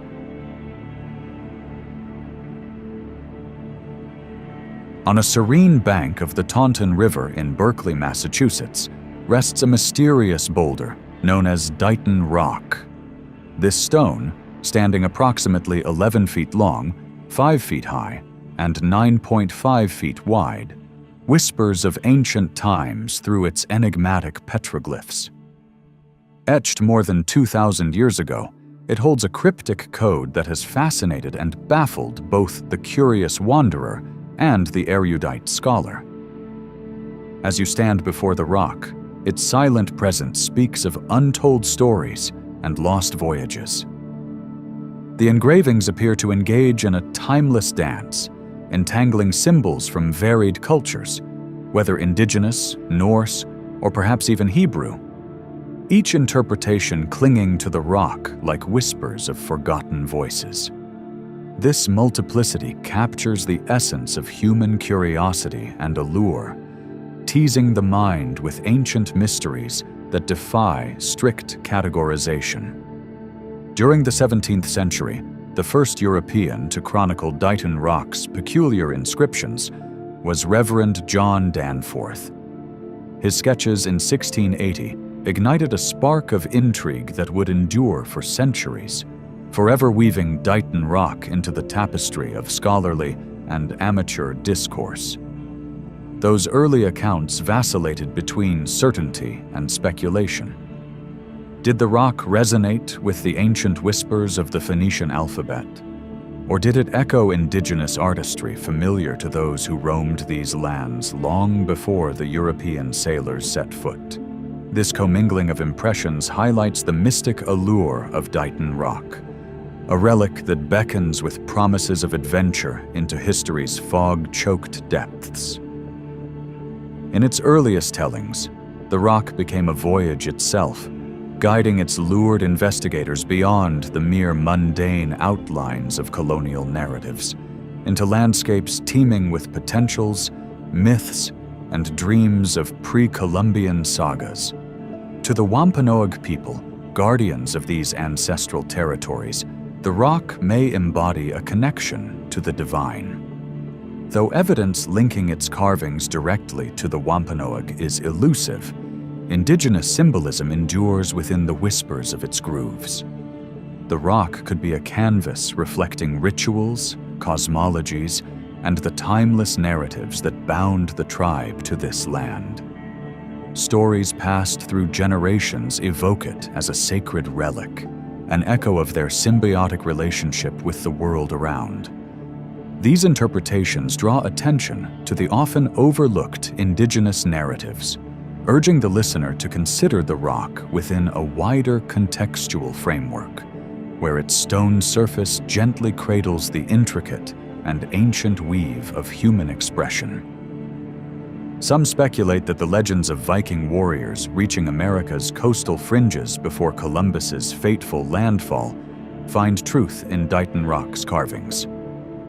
The allure of Norse expansion permeates the air, as Scandinavian explorers juxtapose runic interpretations upon the stone's worn surface, weaving tales of hardy mariners documenting their voyage upon this very rock. Such notions gained momentum with the discovery of Minnesota's Kensington runestone, another emblem of Norse myth. Yet, despite the seductive romance of which these theories sing, no archaeological consensus bolsters these claims. Still, the rock beckons with stories potentially told by seafaring sagas, charming the imagination with uncharted histories of distant shores and ancient paths beaten by brave Nordic travelers. Equally provocative is the speculation that Phoenician sailors, renowned navigators of the Mediterranean's azure embrace, might have inscribed this rock. Advocates of this theory argue tantalizing resemblances between some symbols and the Phoenician script. Though this notion ventures amid controversy and lacks confirmatory archaeological proof, it reflects a long-standing fascination with transoceanic links, bridging old and new worlds. In contemplating these maritime journeys, one encounters a vivid dreamscape, imagining fearless boats slicing through silken waves, while sailors etch, on foreign stones, tales of their wanderlust and celestial guides. Whispers of Portuguese discovery re-emerge, as some suggest Dighton Rock's markings trace the journey of Miguel Corte-Real, an explorer of the early 16th century. An American historian once molded scholarly fascination into a shape, suggesting these carvings could depict his tale. Although this narrative is, like others, etched in speculation rather than proof, it enriches our understanding of Dighton Rock's captivating allure. Portugal's Age of Discovery reflects the zeitgeist of Renaissance expansion, a zealous era marked by stretched cartographic boundaries and boundless curiosity. Within this spirit, Dighton Rock becomes a beacon of possibility, a tangible link with the Renaissance's animated conversations between the known world and its unexplored chapters. Yet, as these theories swirl on the winds of time, one must wander down more pragmatic paths. The rock is a geologic testament, a sandstone slate forged through millennia of Earth's enduring caress. Nature's brush has sculpted the rock's visage, playing its own enigmatic symphony upon the stone's surface. It beckons us to embrace the harmony between natural wonder and human creativity. Its weathered face speaks of a dialogue etched by both elements and exploration, an eternal companionship between the tangible earth and the ideals of eternity. Historians and seekers alike, drawn to the rock's whimsically engraved messages, have long strived to ascribe meaning to these mystic etchings. Through ages, amid the tangled vine of competing interpretations, the rock emerges as a palimpsest, a canvas for aspirations of discovery and distant echoes of long-forgotten tongues. Each theory, a thread to humanity's ongoing quest for understanding, enhances the rock's story, yet complicates its narrative. Efforts root us through historic voyages of cultural contact and exchange, inviting contemplation of the rock as both shared memory and enigma entombed in stone. Today's scholars enlist the power of technology, hoping to peel back the rock's veil. Techniques like 3D scanning and radiocarbon dating aid the discerning eye, striving to extract stories from the stone's cryptic whispers. While concrete understanding remains elusive, these advancements promise, encourage, and embrace hope, wandering into new light-bathed chambers of discovery that challenge old shadows and foster new questions. Preserved within Dighton Rock State Park Museum, this historical artifact stands protected against the onward march of nature and humankind. Here, sacred space preserves not just the rock, but the essence of inquiry, offering a realm for reflection and knowledge. By guarding and honoring the rock's tangible and intangible attributes, the museum fosters a dynamic engagement, deepening our connection to the rock's resonant mysteries.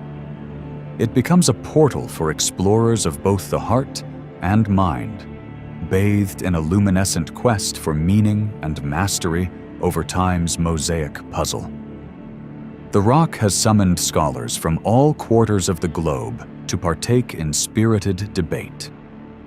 Across disciplines and schools of thought, voices join to weave a harmonious conversation aimed at revealing the secrets within its stone heart. These exchanges, far from diluting its mystery, instead amplify its allure, a gala of intellect binding specialists in a timeless embrace around a shared inquiry. Beyond academia and analysis, the Dighton Rock blooms in the garden of popular imagination. Art, literature, and lore draw upon its allure, crafting tales that transcend tepid chronology. It becomes an emblem, an artifact sailing the luminous seas of creativity. As each artist reimagines the rock's role, those who engage with these imaginative endeavors find themselves transported into speculative realms where past and present meld with delicate artistry and narrative elegance. The rock's capacity to defy our complete understanding inspires creativity where others see constraint. Alternative theories, some suggesting extraterrestrial involvement, emerge from a wellspring of human curiosity anxious to grasp infinity's coattails. Though unconventional, these views remind us of humanity's search for transcendent meaning amidst the unknowable, casting starlight upon a path that ventures beyond our worldly orbit. Preserving the rock requires a delicate balancing act, speaking to care and stewardship that uphold access and learning under nature's steady gaze. By weaving the efforts of historians, archaeologists, and caretakers, a community comes together, unified by a shared desire to protect and explore. In this endeavor, the rock becomes more than a relic. It embodies a testament of resilience, continuity, and human curiosity carried across time's perpetuity.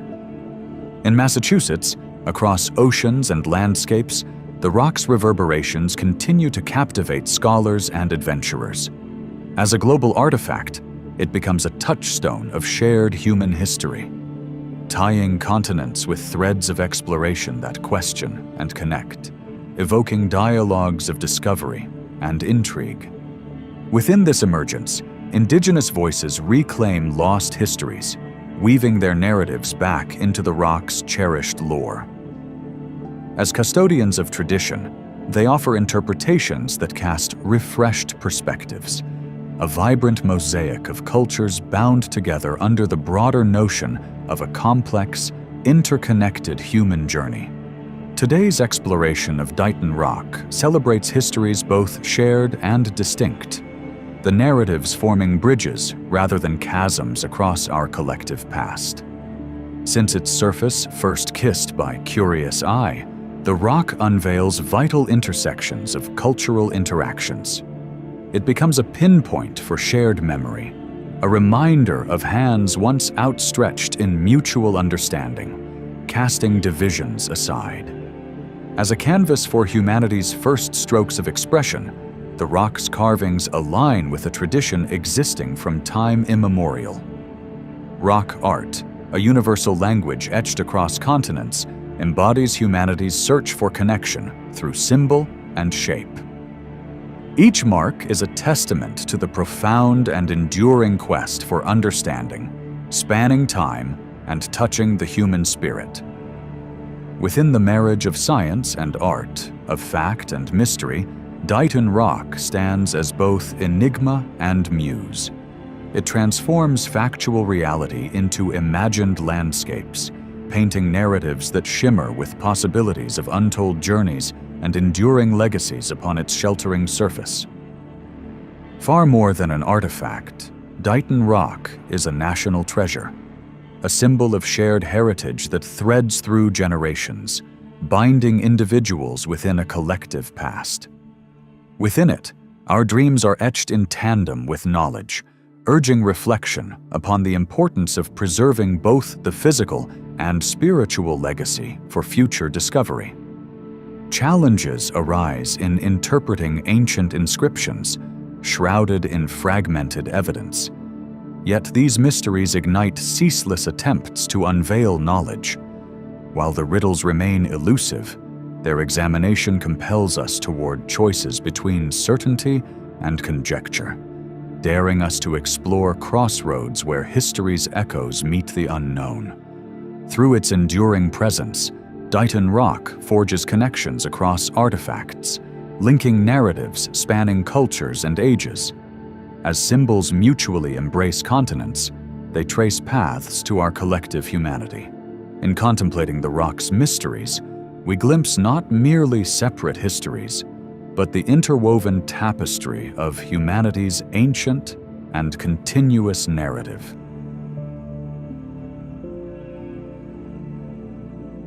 On a remote hill in Elbert County, Georgia, stands a modern enigma whispering secrets of timeless resonance.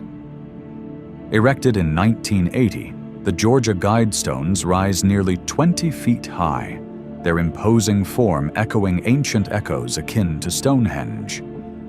Each of these granite monoliths bears inscriptions communicating in 8 of the world's modern tongues: English, Spanish, Swahili, Hindi, Hebrew, Arabic, Chinese, and Russian, serving as a multilingual message intended for humanity's continuum. The stones also nod to ancient wisdom, with shorter inscriptions in Babylonian cuneiform, Classical Greek, Sanskrit, and Egyptian hieroglyphs, invoking the wisdom of civilizations long past.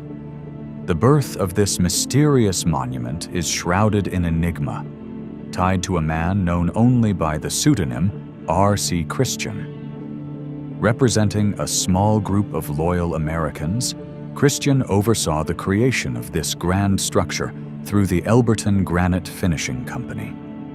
His very name, reminiscent of Rosicrucian lore, hints at deeper, concealed meanings infused within these silent sentinels. In their alignment with celestial bodies, like their ancient counterparts, the Guidestones speak silently of cosmic rhythms, inviting interpretations that bridge the heavens and the earth. Situated in a time marked by Cold War tensions and looming fears of nuclear extinction, the construction of the Guidestones resonated with a call for humanity to look beyond immediate survival. In a world rife with uncertainty, R.C. Christian's vision sought to craft a guidepost for rebirth and continuity, a blueprint for a future thriving beyond cataclysm. The stones were meticulously crafted under precise instructions, evolving into a tangible testament to human ingenuity and foresight. With each stone carefully positioned, a cosmic calendar was formed, a reflection of ages and an aspiration toward intertwining practicality with spiritual legacy. Standing in solemn silence, These granite behemoths comprise 4 upright slabs encircling a central stone, crowned by a monumental capstone.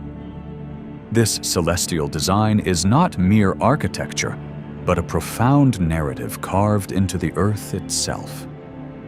The structure's configuration, aligning with the sun and moon, mirrors the intricate choreography of celestial dances, threading together space and time through stone. Within their surface, the stones engrave 10 guidelines for posterity, each a whisper advocating for peace, governance, ecological balance, and harmony, with ideals that echo through the corridors of time.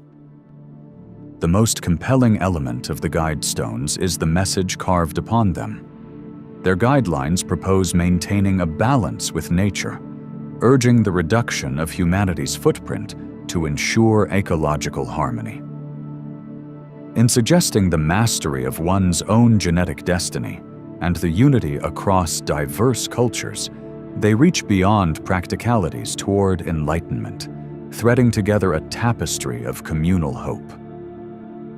Scholars and interpreters have long debated these tenets, viewing them as blueprints for a world reshaped through collective reason, one that leans into the challenges of ecological and political destabilization with the perspective of wisdom reclaimed from ages gone by.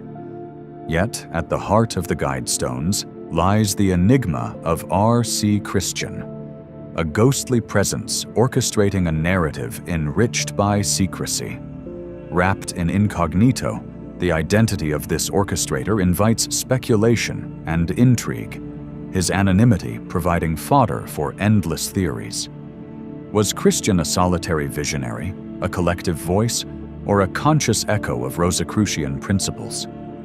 His discretion ensured a legacy stewed in mystery, a challenge to individuality, and a collective interplay of legacy and secrecy.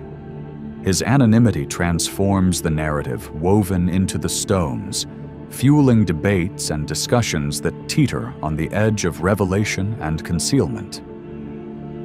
As the stone engravings echo, we are led into realms of philosophical inquiry and ethical deliberation. The stones do not merely offer observations, they mandate contemplation, an introspective engagement with questions of moral duty and forward thinking. Reflecting on their communications prompts discussions on human praxis, the ethics of existence, and the balancing act of collective well-being against wary liberties. They reflect humanity's dance on the precipice of collapse or evolution, urging the present to ponder the obligations the future shall hold. Mirroring ancient architects, the creators of the guide stones sought inspiration from the patterns and lore of our forebearers. Emulating megalithic traditions, these stones were strategically aligned with astronomical phenomena, creating a living calendar echoing ancient observatories. These alignments embody the essence of timelessness, a bridge anchoring the ancient gaze to future aspirations, basin of past wisdom immersed in the opened vistas of tomorrow. In the glow of stars and beneath the wheel of the year, the guide stones emerge with astrological resonance. Their precise engineering makes an ode to the heavens, where the cosmic dance of stars and planets weaves a narrative that transcends the limitations of a singular epoch. Incorporating features like a hole aligning with the North Star and a slit to capture the sun's zenith, these stones become instruments of immortal introspection, inviting humanity to consider its cosmic place and the merging of celestial inspirations with terrestrial existences. A global tapestry weaves itself around these stones, threads spun from an array of cultural interpretations. Reverberating across continents and cultures, the guide stones evoke a spectrum of responses from veneration to conspiracy. Some interpret them as philosophical statements embodying humanist ideals. Others inscribe them with ominous speculation, suggesting veiled plots of control.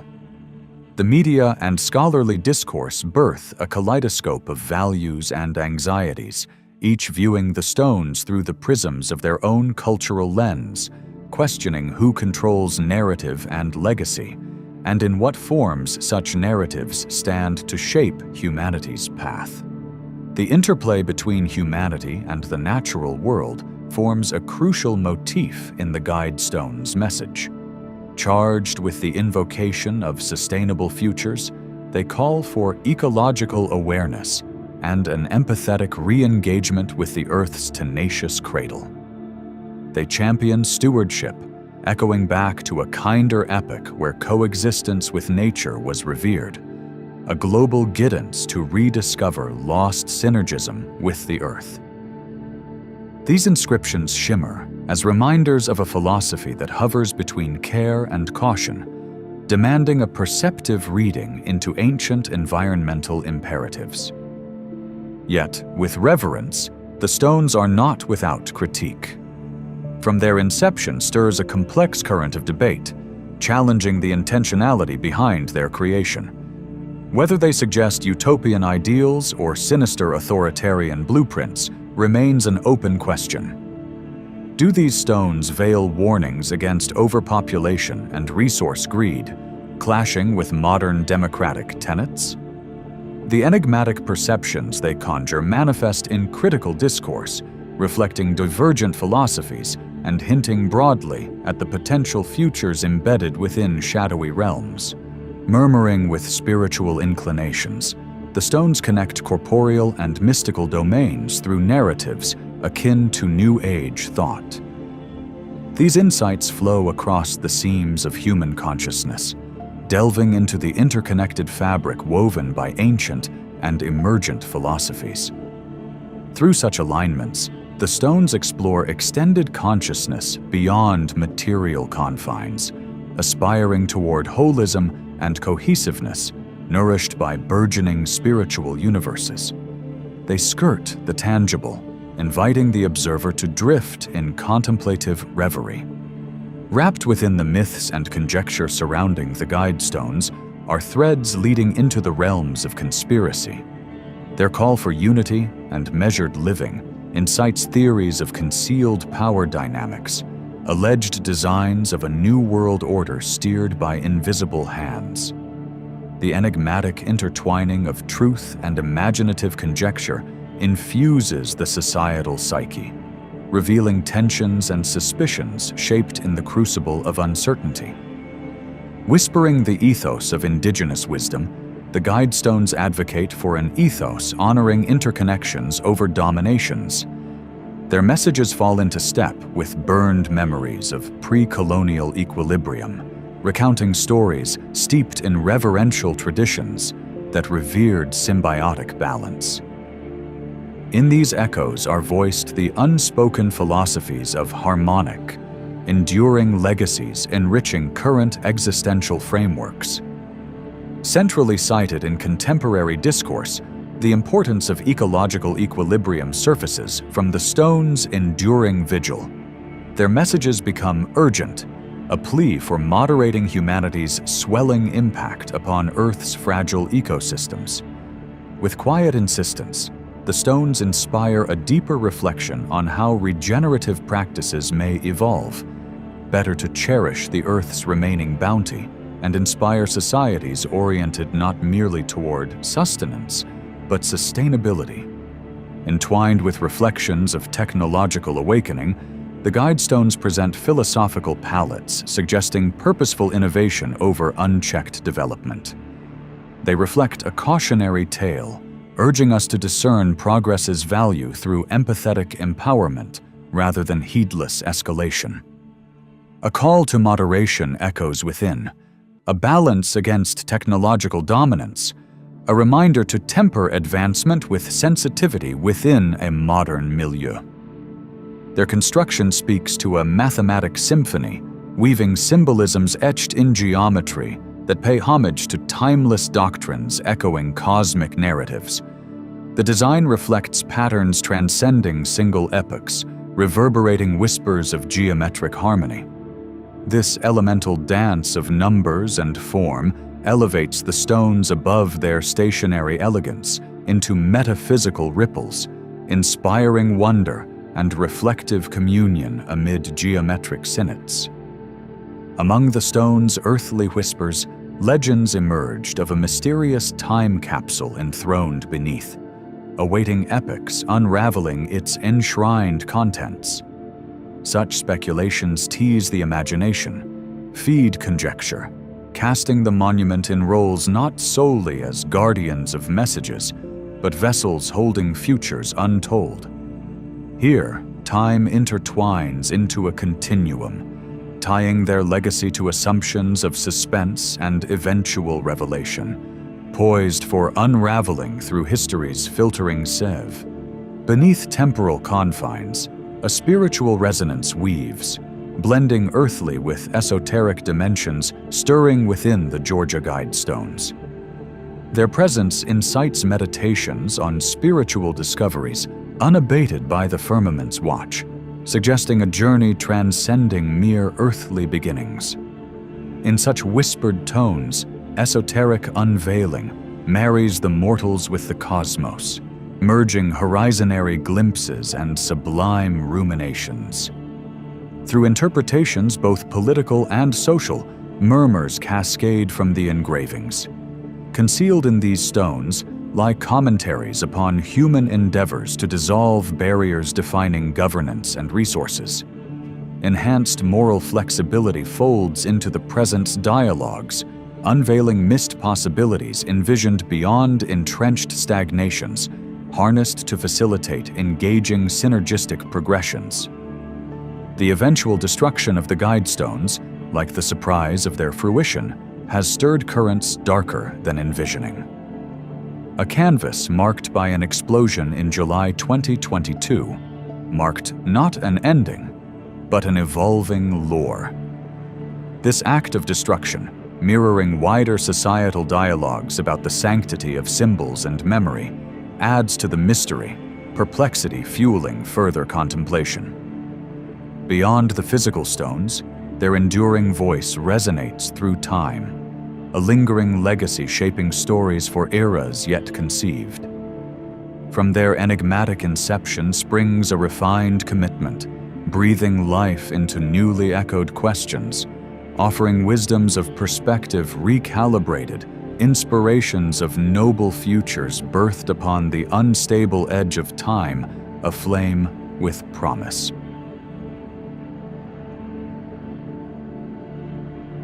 In the grand tapestry of time, stones stand as silent sentinels, bearing witness to the rise and fall of civilizations, the ebb and flow of cultures. Echoing across the millennia, the engravings etched into their surfaces are more than just markings. They are the whispers of ancient minds, expressions of beliefs, dreams, and realities of bygone eras.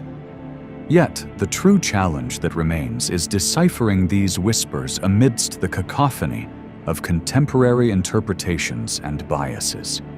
To listen is not merely to decode their physical markings, but to embrace a perspective that encapsulates cultural contexts and historical debates, an endeavor that stretches beyond the boundaries of a traditional archaeological pursuit. It beckons toward a deeper understanding of human consciousness and the evolution of culture, urging us to confront the intricate convergence of archaeology, politics, and dogma. Herein lies the question that echoes through the corridors of time. When the stones speak in their profound and unyielding honesty, are we truly capable of listening beyond our own preconceptions? Throughout the ages, interpretations crafted around ancient inscriptions have often been woven with political intent. These stone-carved symbols have become malleable instruments in the hands of empires and nations, forging identities, justifying territorial claims, and upholding ideological narratives that fit the mold of present-day agendas. The Behistun inscription serves as a stark example, pivotal in deciphering cuneiform, yet wielded as a tool to assert imperial grandeur. Such political commandeering of historical narratives underscores an essential truth: the need for an unbiased approach that favors genuine inquiry, where listening to the stones necessitates stripping away layers of constructed history to unearth an unfiltered truth. This pursuit is riddled with challenges, requiring a delicate balance between skepticism and acceptance, an acknowledgement of the manipulative vulnerabilities that archaeological interpretations may bear. It is a dedication to scientific rigor, an exploration that demands questioning the motives behind interpretations, both past and present. The tapestry of knowledge woven through academic consensus tends to dictate which stones are worthy of study and which silently fade into obscurity, neglected due to their misalignment with established frameworks. This consensus, while vital in providing structure and understanding, occasionally acts as a suppressive force, stifling creativity and inquiry. Such is the fate met by the Ica stones and the Los Lunas Decalogue stone, whose narratives challenge entrenched histories and face dismissal as mere hoaxes rather than incitements for deeper exploration. The challenge posed by academic dogma is its potential to shroud creativity, relegating anomalous artifacts to the shadows, where truly hearing the stones necessitates academic flexibility and the courage to entertain initially implausible theories. Interdisciplinary approaches and the inclusion of indigenous perspectives could enrich our understanding, revealing that wisdom often lies hidden within that which orthodox viewpoints overlook. A singular narrative threatens to dominate, oversimplifying the complex intricacies of human history, rendering multifaceted truths into digestible yet often skewed stories. Such narratives can emerge not solely from the realm of historical scholarship, but are also driven by cultural prejudices and geopolitical aspirations. In this dichotomy, a comprehensive understanding is sacrificed for a palatable version of history, reinforcing contemporary beliefs and biases. The remedy to this is found in embracing the multiplicity of narratives. Acknowledging history is neither linear nor singular, but a mosaic of diverse, sometimes contradictory paths. To allow the stones to speak means considering their stories within this broader tapestry, examining how they interweave with human tales across regions and cultures. By recognizing that slivers of truth exist simultaneously, we become better equipped to appreciate the nuanced insights these stones offer, understanding that they may reveal different stories depending on the eyes interpreting them. Cultural lenses inevitably color our perceptions and interpretations of ancient inscriptions. The biases inherent in these lenses alter the meaning and significance of historical artifacts, shaping narratives that elevate certain cultural achievements while eclipsing others. This tendency to view artifacts through predominantly Western or Eurocentric frameworks results in the marginalization of non-European contributions, exemplified by the initial dismissal of the Tortoria tablets and the Kokno stone. True listening demands a critical assessment of these biases, striving for an inclusive historical perspective. By incorporating diverse cultural viewpoints and valuing indigenous knowledge systems, we diversify the narrative landscape, ensuring that marginalized perspectives receive the scrutiny and consideration they deserve. This inclusive approach broadens historical understanding, providing alternative explanations and insights that enrich the tapestry of human experience. In the realm of archaeology, assumptions guide research and interpretation, yet these presumptions can often restrict discovery. When examining ancient inscriptions like the Rosetta Stone or the Kensington Rune Stone, it becomes apparent that pre-existing assumptions concerning language, migration, and cultural contact greatly influence interpretations. While they provide helpful starting points, such assumptions may obscure alternative interpretations or discourage questioning of established beliefs. Listening with openness involves revisiting and, if need be, challenging these foundational assumptions, embodying the idea of history as a living inquiry subject to continuous reevaluation amidst new findings and perspectives. By nurturing archaeological curiosity and a willingness to explore the unknown, we undertake the responsibility of allowing the stones to speak unfiltered, free from preconceived expectations. Each discovery of an ancient inscription renews the opportunity to redefine historical narratives, emphasizing history's dynamic nature as a discipline. New finds like the Shigir idol or the Sulawesi cave handprints hold the potential to challenge accepted chronologies and paradigms, reimagining what we consider possible regarding ancient cultures' symbolic and intellectual prowess.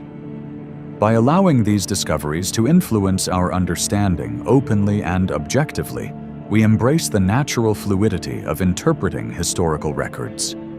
This openness honors the past while fueling future scholarship and inquiry, encouraging subsequent generations to explore, question, and redefine their perceptions of what these stones signify. Thus, listening to the stones becomes a commitment to adaptation and evolution, reflecting the essence of intellectual growth and discovery. Ancient inscriptions stand as gateways to the consciousness and symbolic worlds of their creators, offering insights into their thought processes and worldviews. Through artifacts like the Göbekli Tepe pillars or the La Mohara stela, these symbols suggest complexity and abstraction, challenging contemporary assumptions about cognitive abilities. Engaging with these inscriptions compels us to consider the possibility that historical civilizations held sophisticated symbolic understandings akin to or surpassing our own. Acknowledging and exploring this complexity allows us to appreciate the richness and depth of ancient cultures' engagement with their environment, forging a connection with the past that transcends mere historical record, linking us in a mutual quest for meaning and understanding. Over the vast expanse of history, certain findings have faced suppression, their implications threatening to unravel accepted narratives. Discoveries like the Paraiba inscription or the Phaistos disk suggest networks of interconnected ancient worlds, yet these possibilities often linger at the fringes of scholarly acceptance. Listening to the revelations within these suppressions requires a willingness to entertain and investigate possibilities diverging from the mainstream. In honoring the stone's potential to reshape our understanding, we open ourselves to a broader reevaluation, embracing stories that challenge perspectives and allow a fuller encounter with ancient mysteries. Beyond the known narratives, ancient inscriptions resonate with esoteric significance, reflecting humanity's quest to comprehend the universe and their role within it. Mystical languages and symbols inscribed on the glosal tablets or the Dighton Rock delve into spirituality and transcendence, hinting at a sacred dimension to these engravings. Engaging with their esoteric facets requires viewing them as conduits for exploration and enlightenment, considering the notion that inscriptions connected ancient civilizations with metaphysical realms, surpassing physical limitations toward higher truths. This approach enriches the understanding of history, both spiritual and empirical, inviting a perspective that sees these stones as more than historical records, but as bridges to universal insights. The recirculation of symbols across cultures and epochs suggests an intrinsic universality in human symbolic expression.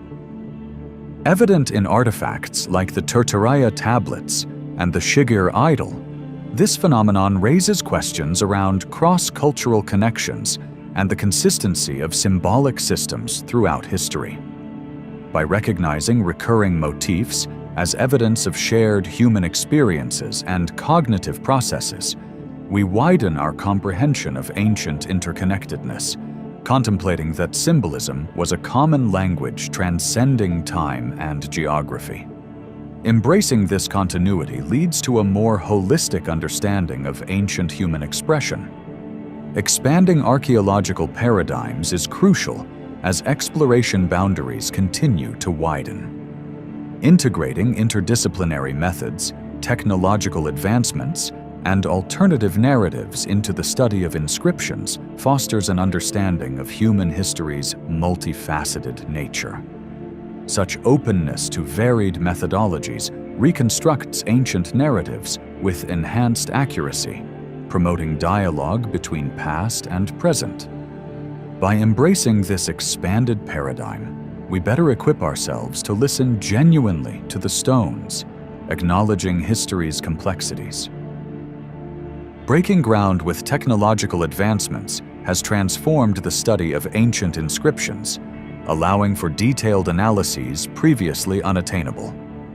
High-resolution scanning and digital modeling uncover new dimensions in inscriptions like the Kokno stone and the Georgia Guide stones, revealing intricacies once hidden. Combining technological innovations with traditional methods presents a renewed interpretative approach, demonstrating that the past holds untapped mysteries. Through technology, the stones speak more clearly, unveiling layers of meaning that enrich our comprehension.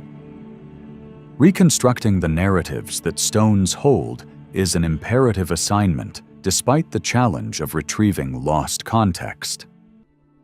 Artifacts such as the Sumerian king list or the Behistun inscription require dedication to piecing together their fragmented stories. Embracing these reconstructed narratives involves facing uncertainties with acceptance, acknowledging that elements remain unknowable. Yet the endeavor reflects humanity's enduring desire to connect with ancestral legacies.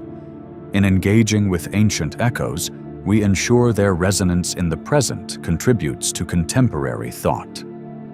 These stones form more than relics of a distant past. They are a foundation for cultural heritage, shaping contemporary identity.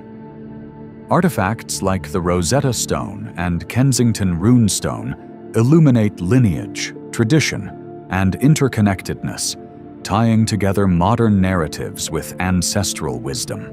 Recognizing this inheritance is essential for cultivating an identity grounded in historical knowledge, where listening to the stones reiterates cultural wisdom's role in our current and future orientation. The physical existence of inscribed stones holds profound symbolic resonance, impacting our understanding of human expression at philosophical and spiritual depths.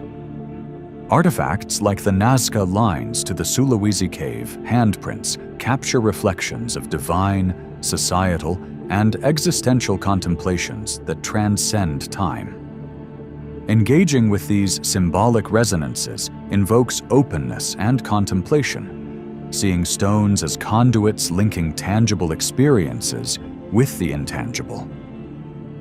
This convergence shows that listening to the stones involves appreciating the rich expressions and intangible legacies they preserve. Venturing into the minds that created these inscriptions is an archaeological journey into ancestral thought processes. Understanding creations such as the Los Lunas Decalogue stone or the Shigir idol helps unravel ancient cognitive and spiritual landscapes. An empathetic yet scholarly approach fosters interpretation on a personal level, viewing inscriptions as expressions of timeless human curiosity. Through this realm of discovery, stones find their voice, dialogues across centuries in the perpetual quest for meaning and understanding. Preservation of these narratives demands ethical archaeological engagement, acknowledging the interests of stakeholders, including indigenous communities and academic institutions. Ensuring future generational contemplation relies on fostering collaboration that honors diverse contributions to preservation ethics. Listening to stones through this paradigm amplifies and sustains their historical significance, prompting genuine dialogue across cultures and ages.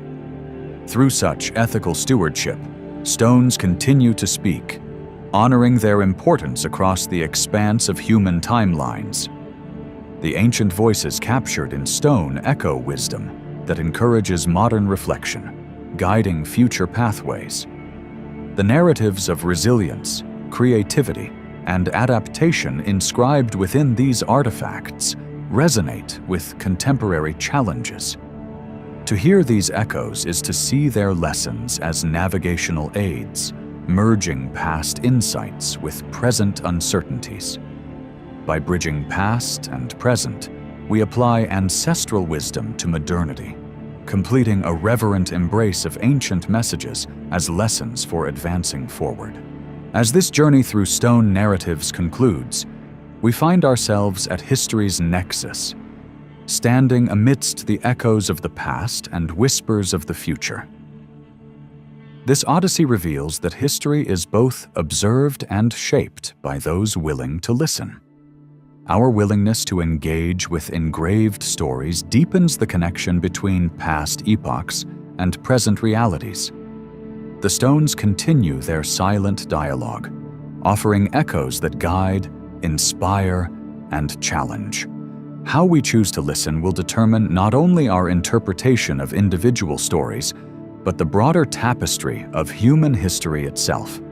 Embracing this dialogue confirms our place in a continuum of existence, humbly recognizing the complexity and splendor of human expression. With every inscription decoded and every mystery pondered, we uphold an enduring commitment to listen beyond preconceptions, honoring the stones as timeless beacons of insight and understanding.